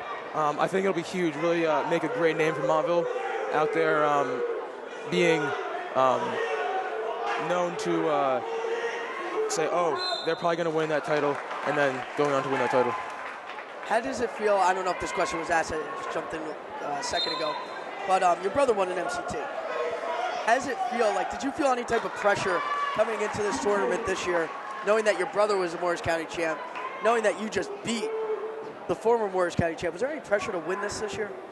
I definitely wanted to win it because also seeing Chucky Marucci and Dominic Fanoing, it really put a lot of pressure on me to also take the and that's pretty cool. I wonder, I mean, you probably don't know this, but is this the first time Montville's had 3 Morris County champs?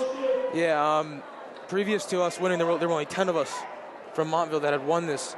And us having won 3 this year, it's really huge for us. Yeah, it was. I thought, and I know it's kind of out of reach now, but thought you guys might have came close to top-ending Del Barton tonight. So yeah, we were really hoping for it. Yeah, well, you know what? You'll probably be the public school champ, so congratulations on that. Yeah, I think you guys will do very well up in the upcoming sections, and as long as they get the PowerPoints right down in Trenton, I didn't say that, but as long as they can get everything set up, and I think you guys will do good there and in District 2, and congratulations, good luck, and hopefully I'll get to see you at my All-Star tournament this year again as well. Thank you very much. Have a good one. Congratulations. Thanks. Now that you just mentioned that, is there a problem with the PowerPoint system going on right now? That's they're in the process as, Parker Fox, thank you again. There has been reports, and it's on open mic, and because we're ranked 5th on open mic right now. Apparently, from what I read in the story, I didn't get a chance to read it because it came out late last night. There was a set of points released a week ago, and there was another set of points released that was only to certain people that apparently got passed on to Mike Wildman and some other people that changed where people were ranked. Is Mike Wildman does open mic? Yes. Okay. And apparently, not knowing 100% specifics, he had certain teams that were in it, like a Warren Hills and a North Huntington, that are now not in it due to the new points. So yeah, because we would have jumped Warren Hills based on our win over West Morris this past week. So there was an issue with that, and obviously there's been a problem with the PowerPoints because Mike Wildman once again broke it last year that they were using the wrong chart to figure everything out. Well, what happened last year was they were using this is. I don't want to get myself in trouble here, but there are 8 region presidents. Those 8 sat down, didn't ask the coaches or anything, and decided that we should use a new PowerPoint system for last year.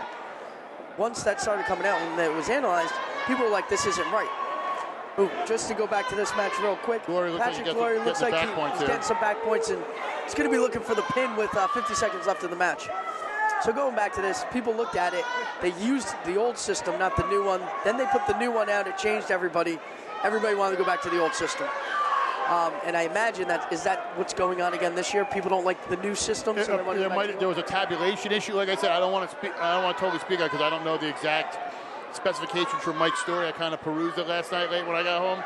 But it seems like there's an issue. There was an issue yet again. Well, there's an unfortunate to it too because the final calculation comes out tomorrow, and the seating meeting is on Monday. Yeah. So they're going to need to make a decision somehow, and I think there's going to be a problem. Well, I think there's going to be a major problem. And last year, what they should have done is they should. That's Fungaro. We don't want to interrupt. Fights off his back there. He was stuck. He wound up fighting off, and winds up down 8-0, but at least he's not pinned. He's still got a shot to try to do something. But Glory, we're talking about a state medal finalist, you know. Right. Well, last year, I thought what they should have done is the state should have opened up to 8 teams because of you can't go one way the next way back and forth. You're trying to prepare your team to get into the sectional tournament. So for us on Thursday, on Wednesday when we wrestled West Morris, they were 1/10 of a point behind us, and they were in 7th or in 8th place. We were in 7th, and we were 0.25 points away from. So we're a quarter of a point away from getting into the section over Warren Hills. So that win, we had a nice win. We thought that would catapult us in, depending on what happened with those top 6 teams. You prepare your team that way, you pump your team up that way, and then you're going to have teams that aren't going to make it due to that. Yes. To me, that's just plain out unfair. The state needs to get this right before the season. There needs to be something done in regards to that. Well, you have the entire summer to look at this, right? And before you get into the season, you got to analyze it and make sure it's done right. This is 2 years in a row. I almost have a feeling, and this is my personal opinion, and it doesn't matter if people like it or not, I have a feeling that the NJSA is so worried about football and trying to pass the law they did with separate everything. Yeah, but that was the same thing was for wrestling. I think they're so focused. They want to get to football. They want to do that. To me, I think it's especially this year with that whole passing separation, which I personally think and I've seen both point of views. My personal thing is you want to wrestle the best, and it would help a little bit, but I digress. But they got to do something. They can't have it. They can't have anything going on. Well, I think it's unfair. You can't be giving everybody PowerPoints for the whole entire season. Exactly. You're preparing your team for this, and the next thing you know, you change it, and teams are knocked out. The only thing you have to worry about, too, in the future is, you have that. I don't want to have to send my wife down to Trenton and slap some people around because, she beats me up pretty good. I don't need her doing it to anybody down there. That wasn't a cry for help. Or maybe it was. No, it's just a cry for divorce. That's help. How long have you been married? I'm dead. A year and a couple months. I'm dead. I'm just waiting for the text messages to pop up on your phone now. Juan stuck here. Glory. 5:49. Pat Glory is your champion at 113.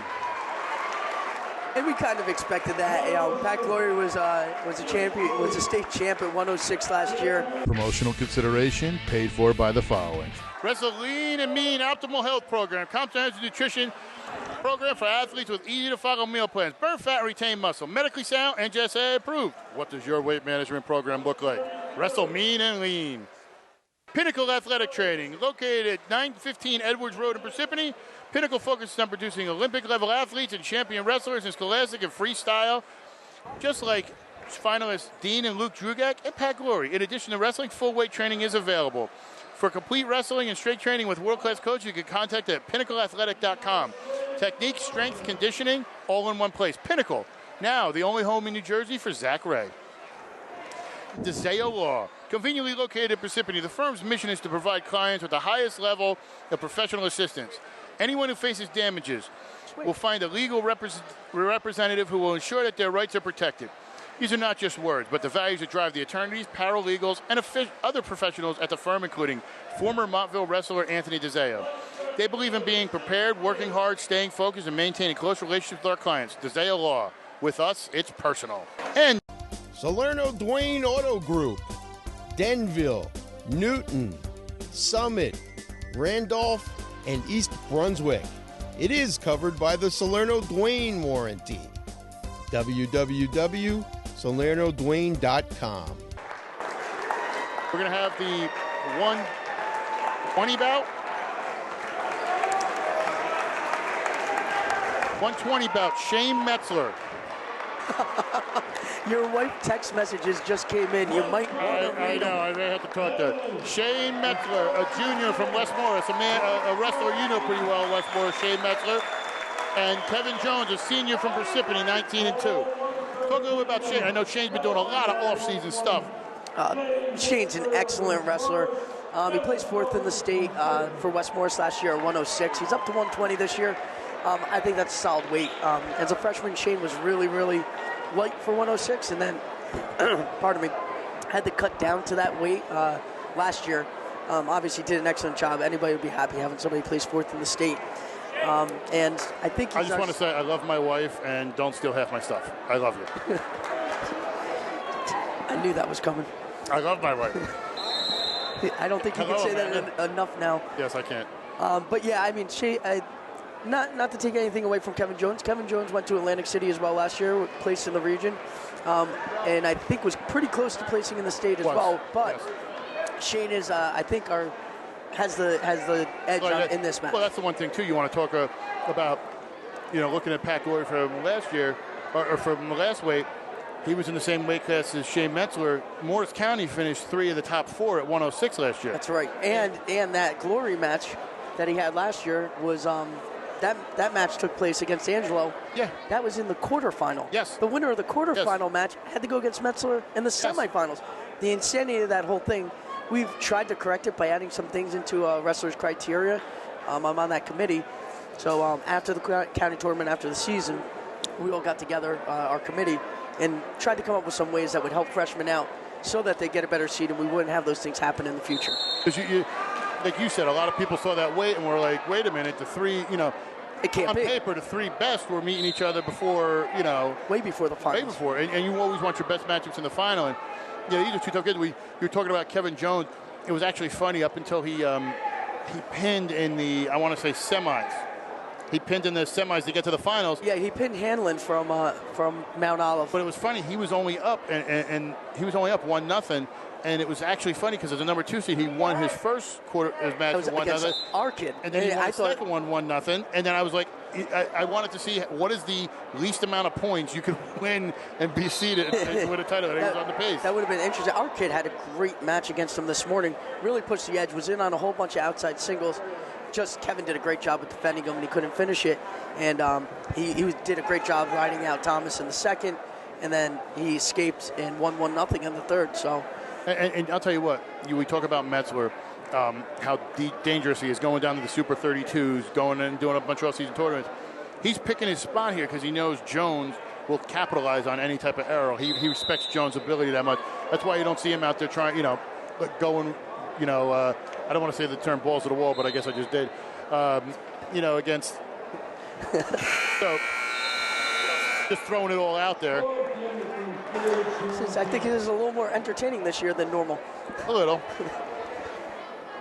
But they wind up, he respects him more. He's not kind of just throwing anything out there and see if he can get something. No, and that's why it's 0-0 going into the second. Jones has the advantage actually here, and he's taking the bottom position. Obviously, first to score gives you the advantage if you go to the UTV, which is the ultimate tiebreaker. And Jones has a quick escape in about 2 seconds, literally, to go up 1-0. So, okay. So right now we're going to get Dom so we can interview him from Hanover Park, freshman, first-time champion. But we look at Shane. Shane's in on a single leg.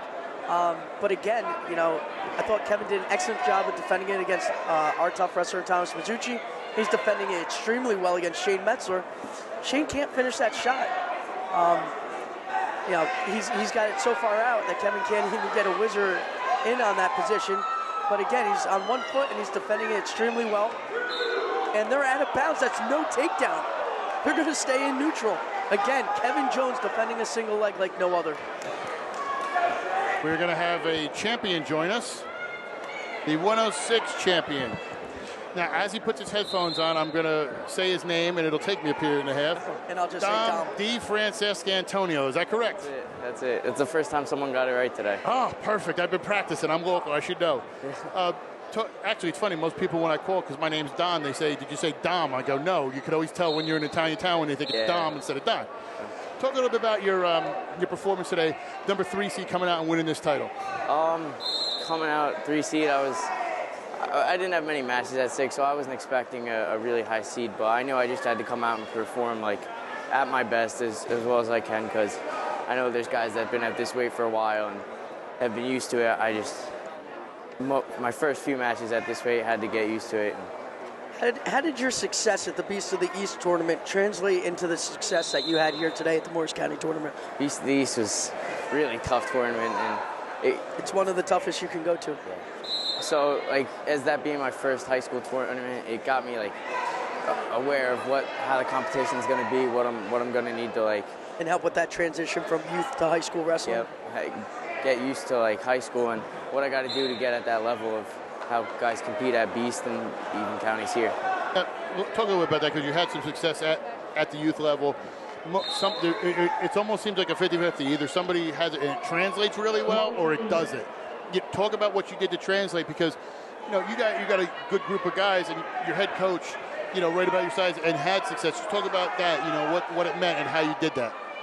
Going from youth to high school, the transition like 1-0 here. I'm assuming Metzler.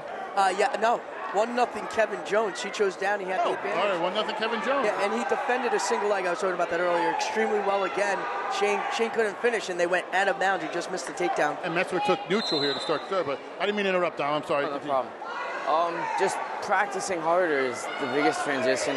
Like, you think of the mentality of youth, and then looking at the mentality of the high school guys in your room, like AO and all the guys in there, Lou, Nikki, and just seeing where their heads are at and where the youth heads are at is just a completely different thing. And where you got to be is where guys in your room like Nikki that want to be at the top of the podium, where you got to be. You got to be at the same level as them. It's interesting. You're the second wrestler to bring this up today, but how much do you think the mentality of this sport plays a part in it, as opposed to the technique of the sport? I think the mentality is the biggest part. Just even when I came out here for this match, I was really nervous. First high school match under the light, besides like HP in front of a lot more people than HP. But just way different. Yeah, no, I like that you talk about it. I was saying that earlier, is this sport is like 80-85% mental. Yeah. And physically you can get yourself prepared, but mentally you've got to be able to make that push and know that your body can handle it. So now, we're not giving anything away here, but Coach and I talked beforehand, even before this tournament started, and you were our pick. Because we've seen you, we kind of thought you went well. Even though I have my Domenico. Let's put that there. Yeah, so he was saying that. Work out with him, he's a great partner. Let's just put that out there. I don't want you. I was going to say I don't want to down my guy. He had said he could see you. I picked you, but he said I cleared it up for you. I think I put you. You're in as much trouble with your booster club as I am with my wife right now. So I think we're good. But we saw you coming out here, but congratulations. Thank you. Hold on one moment. It's 33 seconds left in the third period, and they're still in neutral. Again, Shane Metzler chose neutral for the third period, and he's struggling taking them down right now. Kevin's defending very well. So sorry, back to Dom. Congratulations. Thank you. Good luck in the upcoming sectionals. You guys are the favorite. Another section. Go down. Got to finish through. Go finish, and then good luck in the upcoming postseason. Yep, thank you. Congratulations. Awesome job today. Congratulations. Thank you. I don't think this will be the last we're going to be talking to him at a Morris County tournament. No. Congratulations, Dom. Wow, so back to this match. We got 20 seconds left to go. Kevin Jones is actually on the offensive. Thank you, Dom. D. Francesca Antonio. I get a medal. Now, you can say that as much as you want. I'll get a cannoli at Sorrento's now. Oh. And Shane's in on a single leg again. Can Kevin defend like he just did? He's got to get a whizzer in there, and he's struggling too. Oh, that's too late. Jones is not happy. No, and now he's got 7.7 seconds left in the match to get his rear end out. So that's the only way he's going to tie and go to overtime. As you saw Russ, just giving an exciting low five there. So, I mean, Shane really worked to get in that takedown for 2 periods. So he did a really nice job. And I'll tell you what, give credit to Kevin Jones for putting up the fight he did and getting caught with something late. Oh, it was awesome. So here it goes. He's there. Oh, Shane's just hanging and hanging. Wow, pretty exciting finish. So you're looking at 2 state caliber kids, obviously a state place winner versus somebody who's most likely going to be a state place winner down in Atlantic City this year. I expect big things from these guys, especially, if they go the weights they want. They won't meet in regions or districts, but down in states, who knows? So another exciting match in the Morris County Final, and I assume we're about to go plug. Yeah, we're going to plug another business. we're going to go with Pinnacle Athletic Training. Located at 915 Edwards Road in Parsippany. Pinnacle focused on producing Olympic-level athletes and champion wrestlers in scholastic, freestyle, and Greco, including a few of today's finalists like the Drugat twins, Pat Glory, and others. In addition to wrestling, full-weight training is also available. For complete wrestling and strength training with world-class coaches, you can contact them at pinnacleathletic.com. Technique, strength, conditioning, all in one place. And now the only place in New Jersey you can train with Zach Ray on Sundays. We're going to head here. We're going to head to a 126 match.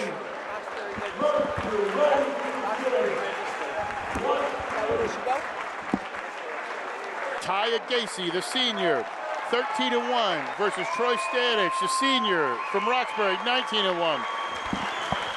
And just so you know, the Roxbury Register and the Observer Tribune are taking pictures from the Morris County tournament here today. And you can go online in a day or two and start to see the different pictures from the tournament. We're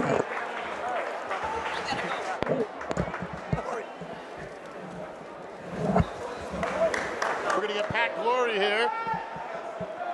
We got Pat Glory, the champion. And before we start to talk to Pat, our next match is against Ty Agacy versus Troy Stanich. Troy was the third seed. He had a little bit of an upset over Lou Ramo, who was our second seed. Ramo actually pinned Stanich earlier in the year in a spladle, so that was a nice avenge loss for him at that point. We have one Del Barton wrestler on the mat. We got one here with us. Pat Glory, congratulations. Thank you very much. Talk a little bit about this. This seems old hat to you, putting medals around and getting congratulations. Talk about this final you had out there. Well, I mean, when you're getting medals, it's never old hat, you know. It's always a great feeling. Coming out here, seeing everyone in the stands cheering, it's just an amazing feeling no matter how many times you do it. If I could relive it, I'd relive it every single year of my life. So it's a great feeling. You know, just going to keep going and getting to training and getting more. Now, obviously, how's the weight difference moving up in weight for you from 106 last year to this year? I mean, last year I wasn't really cutting much weight, and this year, you know, it's starting to feel a little bit, starting to get a little bit more tired in the matches. Starting to get used to it a little bit, though. Starting to come to the end of the year, but so what have you done to increase your endurance? I mean, you know, just lifting more, you know, doing some sprints, running. I mean, I've been getting in condition more because of had the need to cut weight. You know, when I need to run, you know, it helps. Even though I'm kind of draining myself, it's still helping me get endurance. And you know, moving up in a weight class, I mean, it hasn't really been much of a difference, but it's moving up weight class. You know, so you had a great year last year. Didn't end the way you wanted to, but you come back. You were in a really tough bracket. 3 of the top 4 from Morris County wind up getting down there. What are you doing this year to be different, to finish and be number 1 on that podium? Well, last year was definitely devastating, you know, especially losing to a kid who you know you can beat. You know, I beat Gerard. I mean, nothing to take against Gerard, but I beat him 5 times last year. You know, the one that counted, I didn't pull out, but you know, nothing against him. We wrestled a great match, you know, very strategic match. Great match for the both of us. We both gave it our hearts out. But I'm just going to train like I did last year, train even more than I do, even more than last year to get up on the podium this year, make it out there. It was a great atmosphere, you know. And even getting down there was just a good experience for me to get used to the atmosphere, get used to being in the state finals. It was just a great experience for me. I definitely grew from it, and I'm going to win a state title this year. Now you bring up Gerard also and his transfer out to Bergen Catholic. Do you have any opinion or feeling on that? Are you, in a sense, relieved that you don't have to deal with that situation? You're getting an open mic right now. Say what you feel, Pat Glory. You know, I think it's great that Gerard transferred to BC, not because it had anything to do with, you know, him getting out of the way, but for the fact that he's on a great wrestling team, one of the best teams, at one point the best team in the country. You know, gets a great atmosphere, get to wrestle teams like Wyoming Seminary, Blair, all these great dual teams. He gets to go out to California and wrestle. And, you know, I think that we get a good atmosphere at Double Honor with that, too. We go to Beast, we go to Powerade. We wrestle Wyoming Seminary next week. So we wrestle Blair, who's #1 duels. So I just think it's a great experience for him. I'm really... It's a great place for him to be, I think. And finally, we talked about this when we first came on the air. You guys clinched before the finals the MCT title, a new record. Was that something that was talked about, or was it kind of like, not to digress on it, but you won, and you have other guys who have won, but then when you see some of the 8 seeds making the finals, or guys getting those points, talk about this team as a whole, just kind of what it means to win this title. I mean, it's great. It's a team effort, is what we talk about all the time in the room. Coach Guy and Coach Stoll, they stress it a lot. We wrestled Montville the other day, and it was a really close match. I mean, a lot closer than a lot of people expected it to be. I know it was a lot closer than I expected it to be. Right.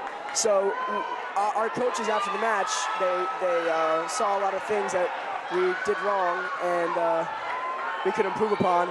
But that's just one of the things. They wanted us to get ready for this tournament to make history and win 9 in a row. But so it is. Is it 9? I thought it was 8. I don't know. I think it's 8. 8 in a row. It's getting too many. But when you got guys like Cole Crash Payne, and you got guys like Luke Anselmi, and all these guys stepping up to the plate, AJ Lonsky, freshman, all these guys stepping up to the plate. It's a team effort, And if we didn't have those guys, there's no way we'd be here. That's what we were talking about earlier. It's not even the guys that made it to the final. It's the push that the other guys made to get you guys to succeed. I mean, you guys clinched this before the finals even started. Yeah, Coach Guy and Coach Stoll were really happy about that. They were really, really happy with the way all of us wrestled this weekend, so which is good. Definitely an improvement upon the Montville match the other day. So they were kind of upset about that. So they seem to be a little bit more happy. But don't take anything away from Montville. They have a great program. I mean, they definitely. I hate to say it, but they out wrestled us in that match. I was still kind of scared. Throughout the match, it looked a little skeptical for us. We had a lot of guys that we lost a lot of the toss-up matches, but we pulled through in the end. I'm really happy with my team. We're just going to keep improving from there. It's not one person. It's an entire team. You can't just rely on one person to win for you, because in wrestling, that's not how it goes. You can have a guy in different sports that. As a Gacy, your teammate here gets a takedown, 25 seconds. That's a big takedown because Stanich got out earlier. Good match right here. I tell you, it's a great fight. You can commentate the rest of it. You want to commentate? But that's the one thing with those guys, especially, and winning it. I think maybe that Montville match might help you guys in the long run because it gave you a little scare. And now, as you guys are headed forward. But congratulations. Go enjoy this with your team. Pat Glory, thank you so much. Thanks for having me. I've said it to other people, but I'm pretty sure I'll say it to you. We're going to see you again sometime this year. Thank you so much. Good luck. Thank you. Not to take anything away from this match, we are talking about a great match with Troy Stanich getting shoes and bottom, getting out, and winds up getting taken down by Gacy. Now, Gacy, the finalist last year at 120, a lot of people didn't realize this, and he still got a brace on, actually tore completely his ACL in one leg, and then in the match with Soriano, tore his other, and still was within a few points of Soriano. Yeah, he had an awesome final last year. And he got a late start this year because he was rehabbing. I don't think he was medically cleared till after the Beast or right around it because he only has 12 matches. Yeah, he doesn't have many matches. He struggled, I think, with knee injuries throughout his career. Being a senior here this year, we wish him the best. Yeah, he's one of those guys too. Great wrestler, great kid, family of athletes. So, yeah, actually, his other brother Wade used to wrestle. So, and I think it's his younger brother. I think he just got accepted to college for lacrosse. Okay, he's an excellent lacrosse player. So, they come from a family of athletes.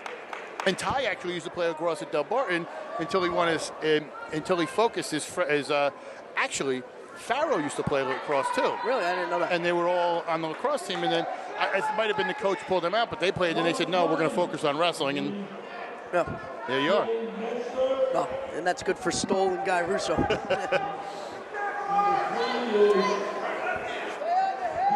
It's funny because when you see how Stoll coaches, Stoll will chat with you, but he's not really one of the loud guys. But Matt's side? I was going to say, yeah. That side he is. And then get into it. Russo's very quiet and reserved, but he'll get into it if he needs to.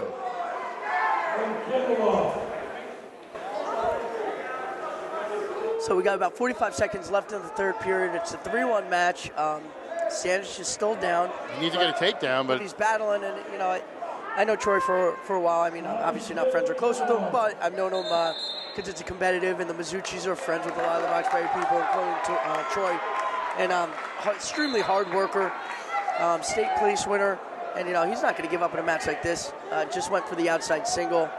Ty just shrunk away, so looks like time with 20 seconds left. It's going to be tough to get a takedown in that position, and a stalemate is called.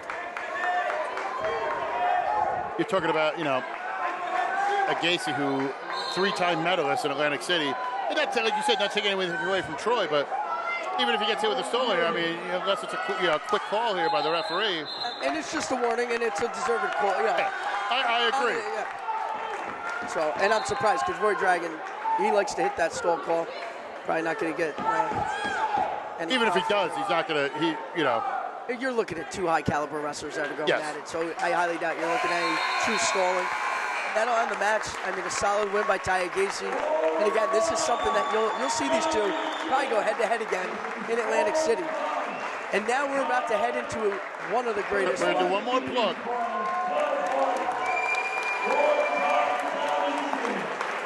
Before we get to the final, the marquee matchup, if you will.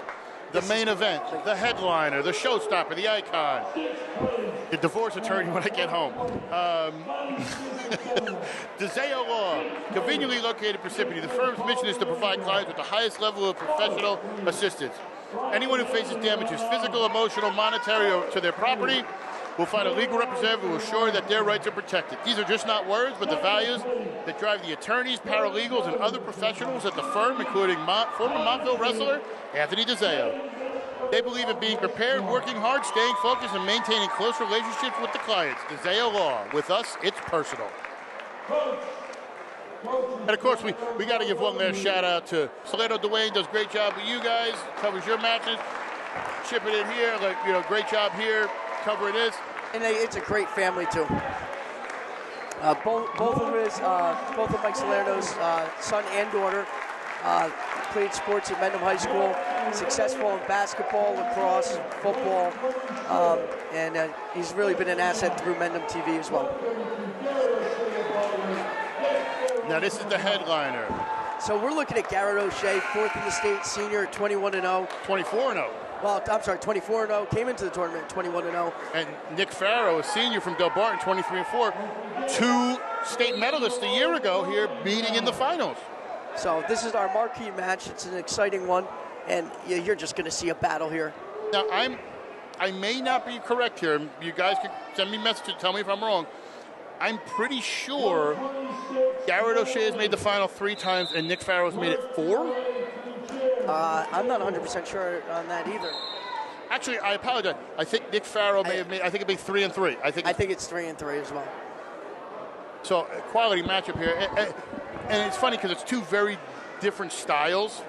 Whereas Garrett wants to get you down, take advantage of it. Nick is more of a shooter, release. He's not really more somebody to kind of do. You know what I mean? Nick has an excellent high crotch also. So you'll see him try to use that on Garrett tonight as well. And Garrett's dad's the assistant coach over at Butler. So I'm sure it's pretty fun for Garrett, in his senior year to be able to, wrestle as his dad, being the coach for him. And then Garrett also is going to be going to the Air Force. Okay, that's a nice fit for Garrett. He'll be there for that. And then and a shout out to Garrett's sister. She's been working this Morris County tournament since she was in 6th grade. She's about to graduate college. And plus, not only that, she had to sit next to me for the last, 14, 15 hours, and I'm sure that wasn't a pleasant thought. Just ask my wife. I'm really getting in trouble here. But I'm drawing a blank. I know Farrow has decided where he's going. I want to say it's Lehigh. Okay. I think it's Lehigh. He went to. We'll ask him when we get him over here. But I'm pretty sure. But he's also committed too. So 2 quality kids just trying to lay it out there. So a couple more things as we're watching this Morris County final. Talking about the officiating, right? And Mark Sherman, longtime official out there. But which referee is the only one to officiate at every single Morris County tournament? See if you can guess this one, because he's obviously in the building tonight. as Nick Farrow just gets the takedown on the edge of the mat. I'm not great with names. I'm going to point him out, and you're going to tell me if I'm right. I might have you describe him. Is he at the very end right there? No, that would be Gary Kessel. No Kessel? It's not Kessel. Kessel's a great official. I don't want him to. I'm not trying to age you and think you're old. To Gary, don't send me hate mail saying I think you're old. He's standing up and walking away now. His name is Tim Wyatt. He was my second choice. So he was my other choice. Tim's been around a while. I mean, even in high school, Mark Sherman did my matches. Gary did some of my matches, and so did Timmy Wyatt. So these guys have been around for a while. I like Tim. The problem I have, and it's no issue with Tim, is every time I have a conversation with Tim, I want to buy wings from KFC. I don't know why. Colonel Sanders a little bit there. Colonel Sanders, everybody calls him Abe Lincoln. That could be too. But not to take anything away, we have another champion here, Shane Metzler. Talk a little bit about Shane. Congratulations. Thank you. Tough match. Yeah, definitely. Talk a little bit about it. You know, he's up. What's going through your mind as your time's ticking down? Yeah, so, I mean, I went out there knowing that, you know, I was going to wrestle strong on my feet. You know, he was a lot stronger than I expected, so he was kind of shut down my offense for a little bit. I got in on a few shots here and there. It didn't finish. You know, when he got one, you know, I'm losing, obviously, but in my head, there wasn't an inkling of me losing at the end result of the match. You know, I wanted to win so bad. I've trained so hard for this. And I'm just so confident on my feet that instead of taking bottom, try to get one tied up, I knew I was going to take him down, even if it came down to 20 seconds left, you know. I just muscled through it, got tough, took him down, held him down for 7 seconds for the win. You know, I did what I had to do. And that was the fight. I don't want to say fight, but more shocking thing, being down 1-0, you picking neutral. Yeah, that's what I was going to ask. What was going through your head there? You know, I've seen you wrestle a ton. I know you can get out from bottom. Why go neutral in that scenario versus taking bottom and tying it up? Yeah, so I'll have to credit Jones. I mean, I went out there, and his strength, his grip strength was insane. He defended the single leg very all well. Day. Yeah, so, you know, and I'm good on bottom, you know. But I knew if there was some doubt in my mind that I would get out. You know, I felt like he might have got a wrist, held it tight, kind of rode me out, and maybe I would get out. But, you know, I don't want to go into overtime. I want to win, you know, in the normal match. So maybe I wouldn't have enough time to take him down if I got on my feet. So I knew if I had 2 minutes. Another takedown by Farrow. He goes up 6-2 here with about 23 seconds left in the second. But I didn't mean to interrupt. Go ahead. Yeah, it's fine. I knew that if I would take him down, I was going to win the match. You know, I was going to ride him out. It was just what I wanted to do. I was going to do it. So I took neutral because I'm confident on my feet. I work with Rossi every day in the practice room. You know, in situations like that, we'll put 10, 13 seconds on the board just for a situation like that and try to take him down. And you know, that's what you got to do in the practice room so you can do it on the mat. Excellent. Yep. So this is your first Morris County champion? Yeah. It's ironically, because last year you placed 4th in the state, but 3 of the top 4 guys were in your weight class, and they were in the top of the bracket, so it made it pretty tough. So what's your feeling right now? So I'm elated. You know, I wanted this so bad. Since freshman year, I had a tough bracket my freshman year with Troy Stanich, Garrett O'Shea, and Gacy. I knew I probably wasn't going to come out with a win, but I worked hard, you know, up until this point, and here it is. You know, I'm Morris County champ, and it's exciting. And we talked about that, you know, over in the videos and everything we do. How from your freshman year to your sophomore year, it almost seemed like something clicked with you. Sure, yeah. And you were doing a lot of off-season stuff. Talk about how that and the different styles helped you out here and the success you've had here. Yeah, so, you know, after freshman year, I was 29-9, lost to Garrett O'Shea in wrestlebacks at Region 1, and I got a little tear in my eye, and I said, it's only up from here. I'm just going to work. I'm going to work so hard. And I did. You know, every day that I went to the practice room and trained, I just thought about being on that podium, and I wanted to do one thing better each day, and I did that, you know, and I've been successful lately, and I mean, the main goal is just to work harder each day, harder than the last, so that's what I've been doing, and it's been paying off. That's an awesome attitude. Yeah. I hope a lot of people hear that. Yeah, thank you. Well, congratulations. We've said it to a few other guys. I think we're going to be seeing more of you this season. So for sure. Good luck in the upcoming tournaments, and I'm sure we'll be talking in AC. Yes, thank you. Congratulations. Congratulations again. Shane Metzler has got injury time here. That was weird how we go right back in injury time. But Garrett also just taking a quick injury time here, down 6-2 with I think 44 seconds left on the clock. So why don't I a couple more questions since we got them through. Shoot me some questions. Who do you think was the first individual Morris County Wrestling Tournament champion? The very first? Very first. You got some near and dear questions coming at you now. If that's a hint. Wow. Well, you said you're not Passaic, so it can't be that near and dear. Oh, it's near and dear. What? Brett Raimondo? Brett Raimondo was the first at 101 You gave pounds. it up to me. Come on. Come on. So Brett Raimondo, it wasn't you. Former head coach at Mendham High School for 7 years, and I took over for him, and now he's back as an assistant for the last 3 years. Couldn't be more pleasure to have him on staff. I was going to say it wasn't Coach Bullis because I was. No, Coach Bullis is from up in the Finger Lakes, up in New York. So he was my old coach too. Yep, he played football for him. Yep, freshman football.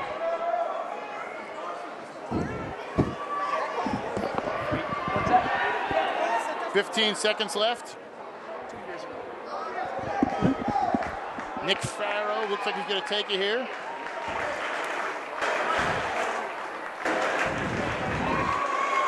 And so that looks like Nick Farrow, the second seed, comes up and beats Garrett O'Shea in the finals 6-2 in fairly dominant fashion. So congratulations, Nick. That's a well-deserved gold medal for him. Now is this Nick? I'm going to have to ask Nick when he comes over. This might be his first. I don't think did he win it last year? Yeah, him and Cephalo were in different weight classes last year, and I believe he won his first one. He did win it at 132, so last year was his first one. Yeah, so he's a two-timer. And the last question I got for you, well, I could give you a couple more, but who's the first school to ever win the Morris County Championship? And it's the only time they ever won it. Madison. Nope. It's near and dear. Mendham? Mendham High School. Oh. Under Coach Bullis' tutelage, who was one of the first coaches to ever. He was one of the founding fathers of this tournament.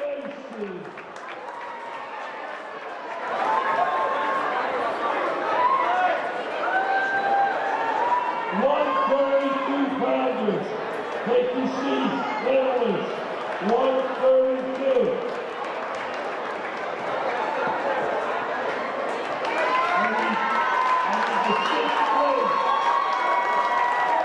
So as you can see, the lights are back on. Lean and Mean.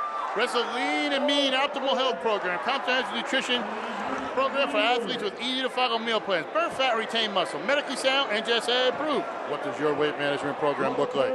Wrestle Mean and Lean. Pinnacle Athletic Training, located at 915 Edwards Road in Parsippany. Pinnacle focuses on producing Olympic-level athletes and champion wrestlers in scholastic and freestyle. Just like finalists Dean and Luke Drugak, Impact Glory. In addition to wrestling, full-weight training is available.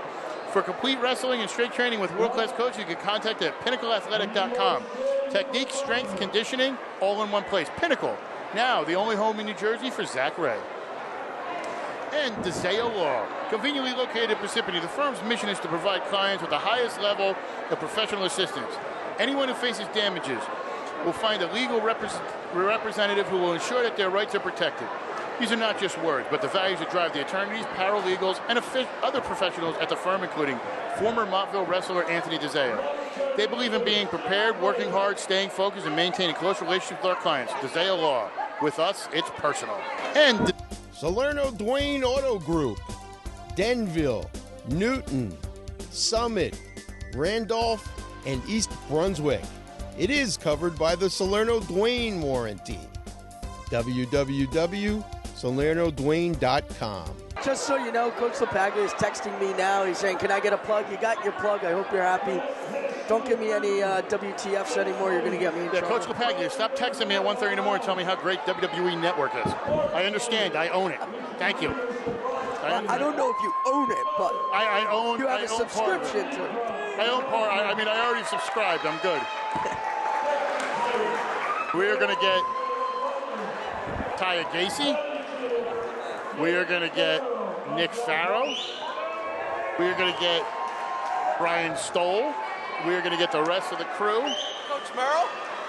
Coach Merrill could always come on, Mike, if he'd like. Coach Merrill over for me. Coach Merrill, come on.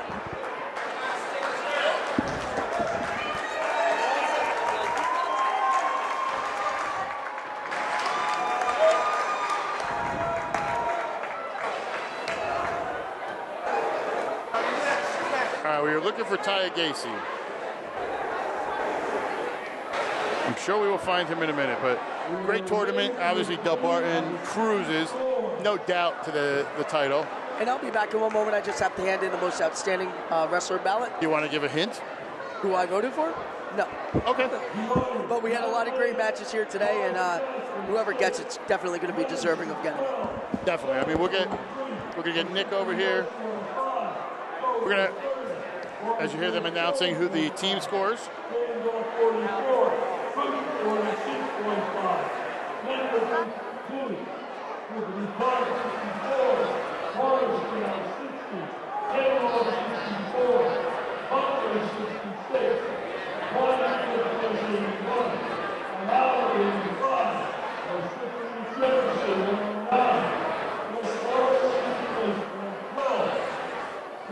I mean, this is a no-brainer. We're gonna have Coach Bay get Taya Gacy if possible.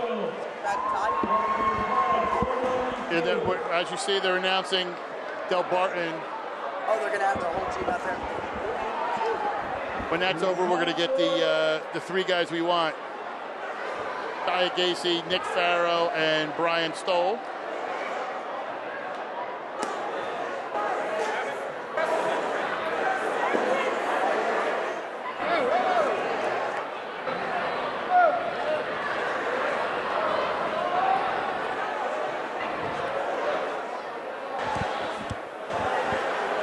Go get your plaques. Grab your plaques. You, Farrow, and Stoll come over. I want to get that clear. They're, as you see, they're presenting Del Barton with the team trophy. The record-breaking 8th. I'm going to say 8th. I don't know, maybe. Got the, we got to. Once again, a great tournament. I see Del Barton here in the middle of the mat getting presented with the trophies. Mendham Trivia Night from La Paglia. Hopefully, maybe we'll be saying welcome back. Or maybe we'll be saying, as he gives me his reviews of WWE commentary and TV, he goes, oh, did you watch this show? Did you watch this show? Did you watch this show?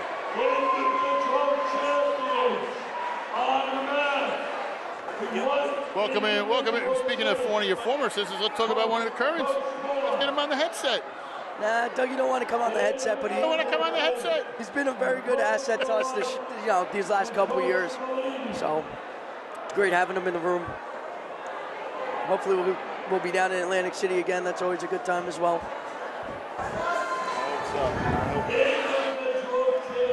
As long as there's no WGT. WGW. Oh, WGW. I apologize. Not very good with those acronyms. Not at all, but it's okay. So it looks like Del, obviously they won. Hey, look, everybody's taking pictures. They're loving taking pictures. I mean, if they don't have one parent who could take one and just email everybody. Like, I don't understand. Like 95. Like they can have one person take a nice picture and just email. That was a pretty good point. They do go to Del Barton and pay plenty of money, so maybe they just can't afford it. Like it's like I don't understand.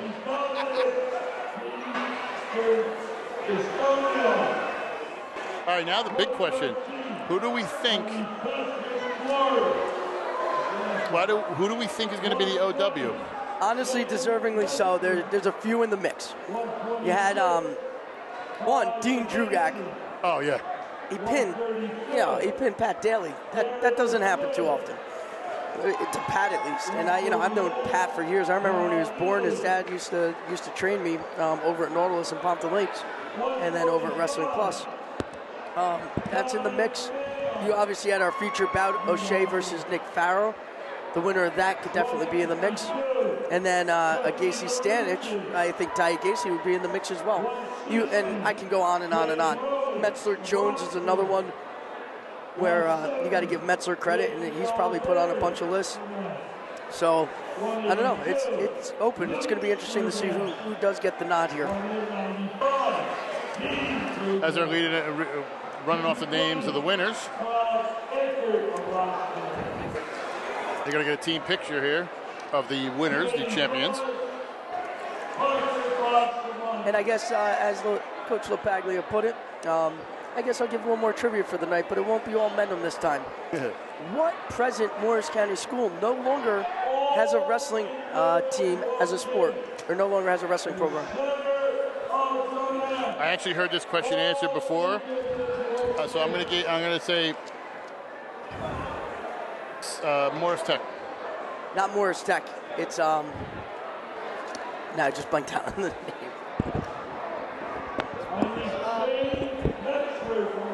Oh shit! Just lost it. Morris. No. Private school. Morristown Beard. Yeah, Morristown Beard. And it's actually a great segue. We're talking about private schools. We have the coach of the champion private school, Brian Stoll. Talk a little bit about this win, record-setting win, and a great job by a lot of unheralded kids. You seem to have that. Ability recently with Jake last year. AJ this year. Just talk about that and those guys. Yeah, it's it's great about a tournament like this is it's going to take a team effort. You can't win this tournament with 4 guys or 5 guys. You need every guy that you brought in. We brought 11 guys or 12 guys into the tournament, and all of them scored points for us. So, although the final score doesn't indicate it, we did need all those points at the beginning. They were all very important to us. So it was fun, man. As a wrestling fan, Kugak just got announced as outstanding wrestler. Outstanding wrestler of the tournament. Yep. So as a wrestling fan, all growing up and then getting into coaching, to think about how many kids have wrestled in this tournament and how many of legendary coaches have coached in this tournament and are still coaching in this tournament. Guys that are like Mike Sook and Larry Rizzo and the young up-and-coming guys. Yeah, exactly. I don't know about that. So Jim Dolan, forget it. I mean, that's what makes me so proud, I guess, is the fact that Morris County is so rich in tradition, and for us to be able to break a record in a place that's so rich in tradition is awesome. And it's really a testament to, of course, the kids on this team, but the kids on this team aren't who they are unless those kids who started it, from Mike Gray getting inducted into the Hall of Fame today, and Antonio Mangione, and they kind of built this thing that and this energy that, these other kids just kind of gravitate towards it, and it continues even after they're long gone. It continues in the room. So Mike Gray, although he doesn't work with these guys, is part of the reason why they're he's left his legacy. Exactly. It's kind of like what Ryan Harrington's done with us, and why we've sent kids to Atlantic City over the last 5 years. Exactly. You not as successful as you guys, but in the same capacity. The work ethic doesn't leave the room once the guy does, because he passes it down, and then he passes it down to the next guy. So I mean, it's awesome. Yeah, it's a pretty cool thing. Those Jefferson teams and Sook and those Randolph teams, and to be able to even have our program mentioned with those programs. It's just it's an incredible feeling. It's something I'm sure down the road I'll even appreciate more, to think that we've accomplished this. I mean, I would never in a million years thought when I took the job initially that we would become the program that we have, and it's because we have such great kids. Well, unlike last year, it was you and Hanover Park were still battling to win this tournament last year in the finals. Yep.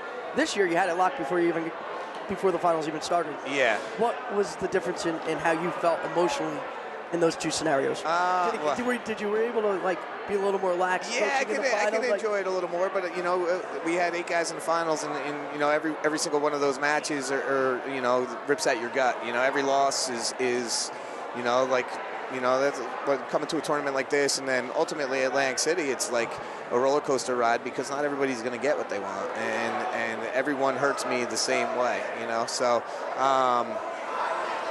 it's a different feeling in terms of not having to worry about the team title, but it's still the same gut wrenching feeling of having to hoping our kids can accomplish what they want to accomplish. Now, you talked about that, and getting everybody down. you had a little bit of a scare Wednesday. Close match against a tough Montville team. What did you do to get these kids focused? Because you guys, I don't want to say you guys haven't been tested like that, but especially somebody local, just to kind of get tested like that and be that close. What did you do in the last couple of days to get these kids focused heading into this tournament? I mean, was that your motivation? Yeah, well, I just think it was all like we kind of had a little bit of a softer schedule last week. We had we went through the ringer at the beginning of the year. We wrestled, a bunch of nationally ranked teams and 2 national level tournaments. So, then we kind of had a soft week. And then we were coming into Montville, and I knew that it was going to be very competitive, obviously.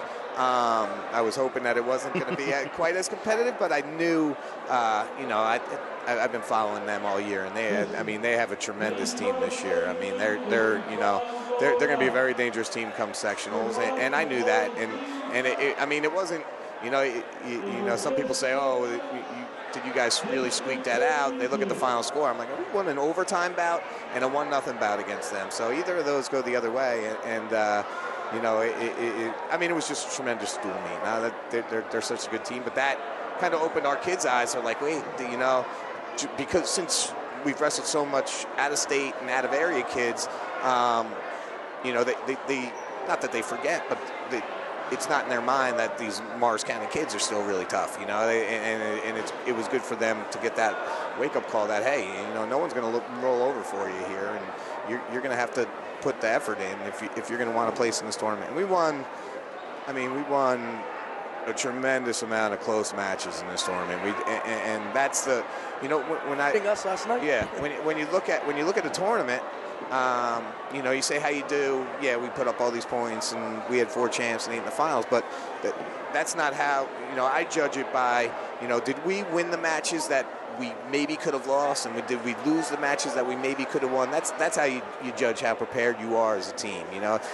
With Ty and Nick and Pat. I mean, you expect those kids to win. Not to say that they didn't have great competition, but it's the other kids winning that 1-point match or getting one at the buzzer, and we had a great tournament. Yeah, and you had a kid like Lonsky. Yeah, AJ. He had a great match in the semifinals with the kid from Roxbury, Rumes.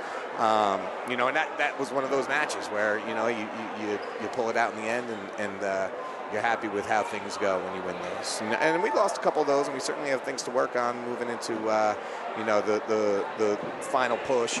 Sections obviously, but more importantly, districts, regions, and states. I was just about to say, we've talked about how you said the individual stuff helps with the team, and you're in a brutal section. So it's a very tough section. Listen, I just hope we get those matches. We'd love to wrestle Burton Catholic just because they're the team that we want to that we want to compete against, and we have so many great individual matchups. It'll be a tough, for 14 weights, they're pretty tough, But we wrestled Blair Academy, we wrestled Clovis, California, we wrestled Lake Highland Prep, Florida.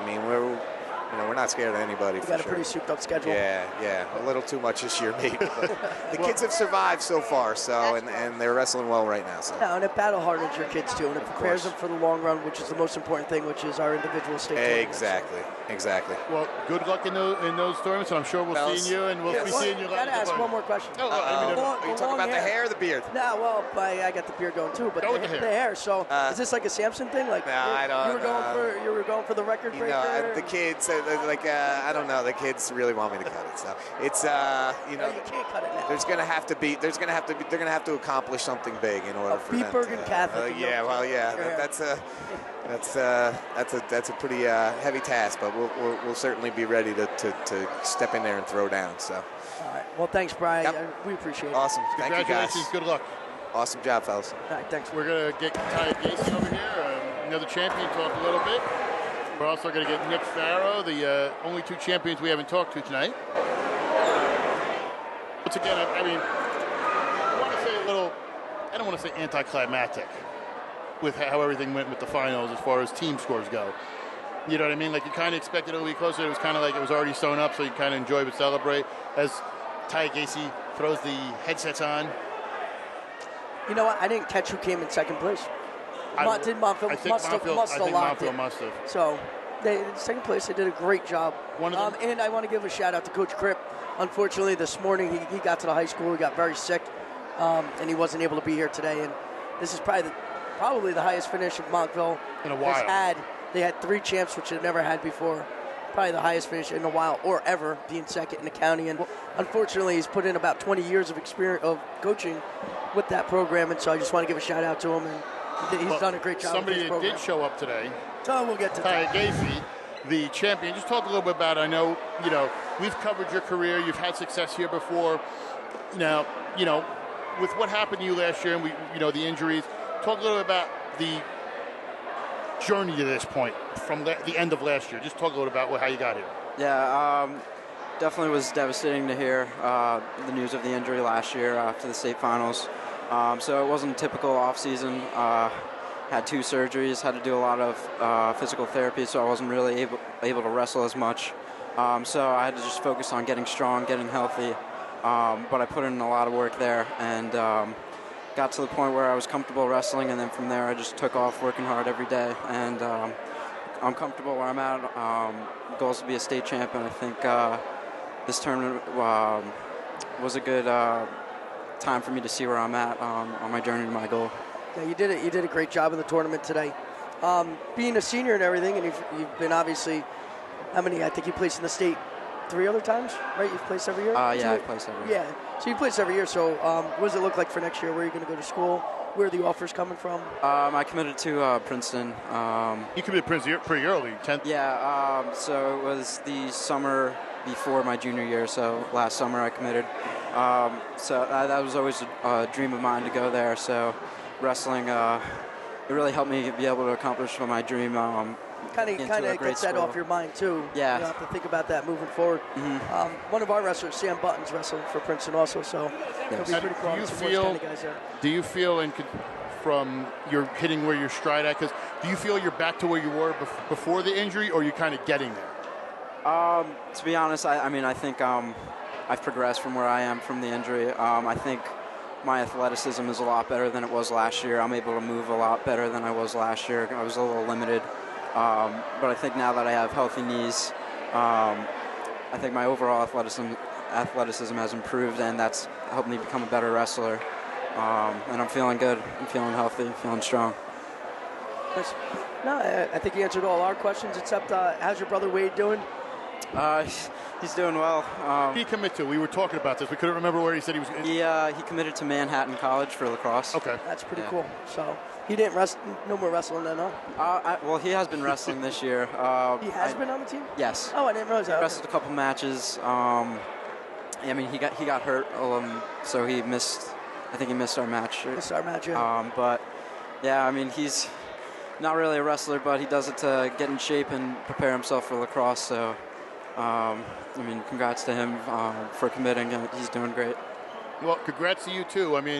Another MCT, and we expect big things from you. And like we said, if your history is any indication, you're going to be high on that podium coming Atlantic City. Good luck. Thank you. Thanks. All right, thanks a lot, Ty. Good luck. Thank you. Congratulations. Talk a little bit about your win. We would have had John earlier, but we had technical issues. But we get to you. We don't want you to think we forgot about you. Especially after winning your first MCT. It's got to feel good. Yeah, it was good. He had a strong defense. I think what really made the match was my counter shots or my defense to his shots. So I kind of used my hips to really use that to my advantage and score. That takedown really kind of made the match, set the pace for it. So, nice. What are your plans next year also for college? I'm going to go to Columbia and wrestle. And wrestle there? Yeah. That's pretty cool. So another Ivy League school, Ty's going over to Princeton. Mm-hmm. And that's ironic because I was just saying Sam Button, who's a sophomore there this year, is at Princeton. And another one of our wrestlers who's a junior over at Columbia now, and Vince Pallone. Yep. So, Vinny Yeah. then. All right, cool. And he just wrestled at Midland. So they have a nice, strong team. So it'll be nice for you to wrestle there. Yeah. Now, what were you looking for when you went out there, getting out there and being a number one seed, just kind of what you were looking for in your opponent? Have you wrestled him before? And just kind of, did you, we don't say scout, but did you watch any of the matches previously going in, or did you just kind of say, hey, I'm going to do my thing and it goes where it goes? So I saw like a few little snippets of him wrestle, but really out on the mat, I took like the first 30 seconds to kind of feel him out, see where he's really strong. He was strong, he had a good tie-up. But I know he wanted some space to shoot, so I kind of took that away from him, kind of tied up with him, tied his arms up. Didn't give him really the opportunity to score. So that's kind of how I went into the match thinking. Guys, we've talked a lot of Del Bard wrestlers today, and your coach. Obviously. Now, you guys worked really hard. You had a little bit of a scare Wednesday. Coming into this tournament, some of the younger guys step in, advance the finals, fill those roles. Talk about this squad, because, you started out as one of the, I like to call it the three-headed monster. It was you, Gacy, and Farrell. And you were all in a similar weight. You kind of came in. What are you guys doing now that those seniors taught you to pass it along to the younger, to keep this going? Because you don't want to break the streak. What are you doing to keep those younger guys going? So I think it's just like the attitude of the seniors. They kind of have like this confidence going in. And I think that really rubs off on like the freshmen. Like we saw AJ Longsky make it to the finals as an underdog. That was really big. And I think that rubs off on the younger guys. Like I think Pat would make a great captain in the coming years, LJ. So I think the type of camaraderie that we have really spreads throughout the years, which is what I learned from the seniors when I was a freshman. Yeah. No, you're just a solid top-to-bottom team, and I just want to wish you good luck as you move forward in the sections, the districts, and obviously through the regions and states. Like I said, I think this won't be the last time this year. We're talking about a lot of championship hardware going to Del Barton. No, anytime we sit one of them down, we know. Congratulations. We know where you're going, so thanks.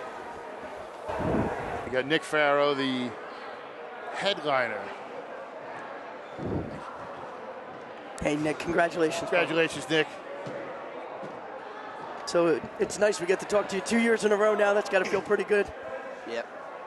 Talk a little bit about, going out there. You're one of the few wrestlers, I think, that thrives under that light. And you seem to eat it up. Just when you found out you guys were the headliner, and you talk about Garrett, he's a tough kid.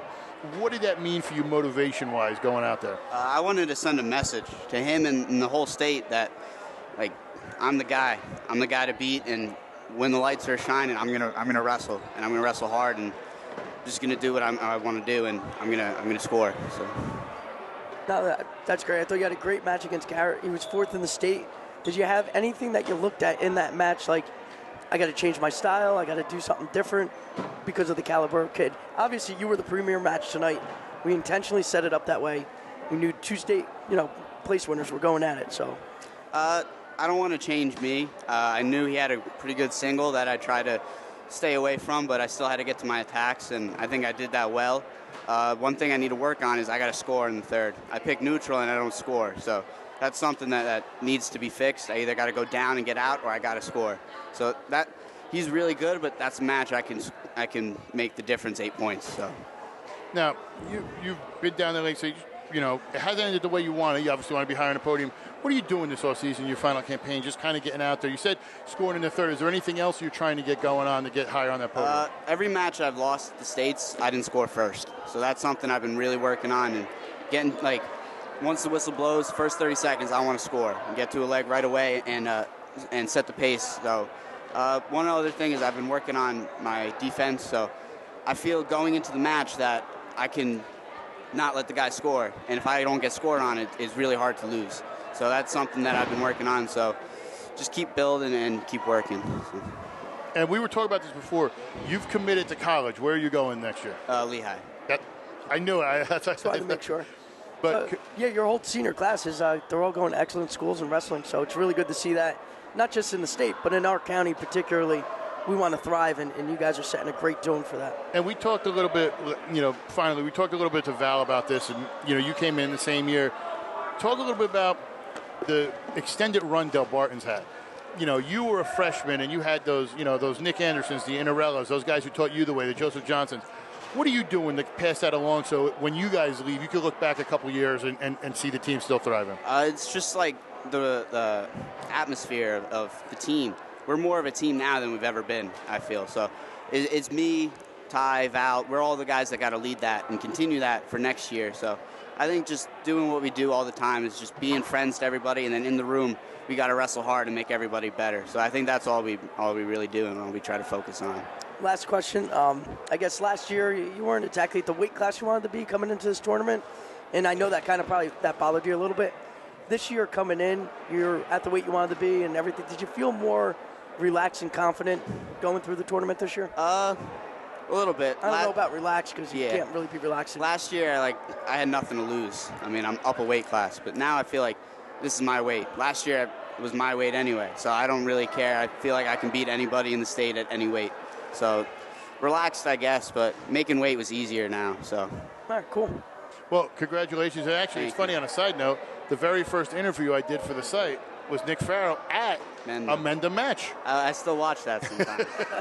It's funny watching you and Ty, who would never look at the camera. Ty, you were just straight looking at Ty's like, yeah.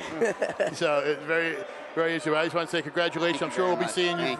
Awesome job, Nick. Congratulations. Congratulations again. Nick Farrell, the champion in the headliner match, the icon, the main eventer. But I mean, you know, I don't know what else is left to be said. There's nothing left. I think it was another great year, another great tournament, and hopefully we'll be continuing this in the future. I'd like to thank Doug Black for all the work and everything he did today. Yeah, it was I'd like great. to thank your wife. For harassing me with text messages. Yeah, even though it's going to be thankless when you go home. Oh, I'm just telling you right now, there's going to be some purses bought. There's going to be some dinners out. I'm pretty sure there's going to be some melting pot visits. And I'm pretty sure there will be some Saturday nights in Atlantic City, especially state weekend. So that will be that. But just real quick before we go, let's give the top 3 team scores if we can. Just we obviously Del Barton won. I don't have the top 3, but I believe the top 3. I think it was Del Barton, Montville, Roxbury. Yep, Del Barton, Montville, Roxbury. But congratulations to Del Barton. They did a great job, you know. And for anybody who wants to say anything about Del Barton, it's not the big kids. It's kids you never expected to do anything who wind up coming in and doing something. So, you know, congratulations to them and Stoll and the great job they do here. And congratulations to everybody. You know, good job here to Mount Olive. Thank you, Mount Olive. Mount Olive does a great job with this tournament. And they give you a great spread to the coaches. So as their head coach is giving us the dirty eye because he wants to get out of here and go home because I'm sure it's pretty long. But all right, well, this we'll is see you Steve next Big year. Signing off for Donald J. Brower, Stephen Baig, Coach Smith. Wave. All right, signing off for Morris County HS Wrestling. Thanks a lot. See you then. Have a good night. Bye.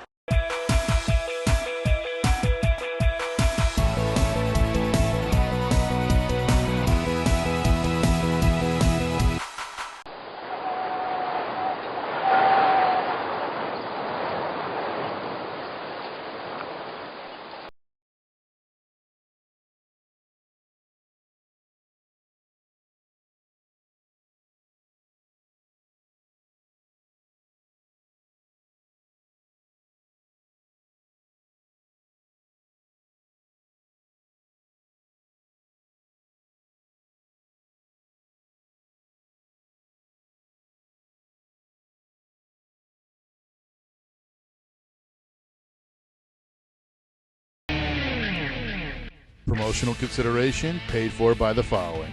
Wrestle Lean and Mean Optimal Health Program, comprehensive nutrition program for athletes with easy-to-follow meal plans. Burn fat and retain muscle. Medically sound and GSA approved. What does your weight management program look like? Wrestle Mean and Lean. Pinnacle Athletic Training, located at 915 Edwards Road in Parsippany. Pinnacle focuses on producing Olympic-level athletes and champion wrestlers in scholastic and freestyle, just like finalists Dean and Luke Drugak and Pat Glory. In addition to wrestling, full weight training is available. For complete wrestling and strength training with world-class coaches, you can contact at pinnacleathletic.com.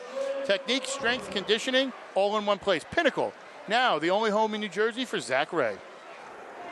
DeZeo Law, conveniently located in Parsippany. The firm's mission is to provide clients with the highest level of professional assistance. Anyone who faces damages will find a legal representative who will ensure that their rights are protected. These are not just words, but the values that drive the attorneys, paralegals, and other professionals at the firm, including former Montville wrestler Anthony DeZeo. They believe in being prepared, working hard, staying focused, and maintaining close relationships with our clients. DeZeo Law. With us, it's personal. And Salerno Dwayne Auto Group, Denville, Newton, Summit, Randolph, and East Brunswick. It is covered by the Salerno Dwayne warranty. www.salernodwayne.com.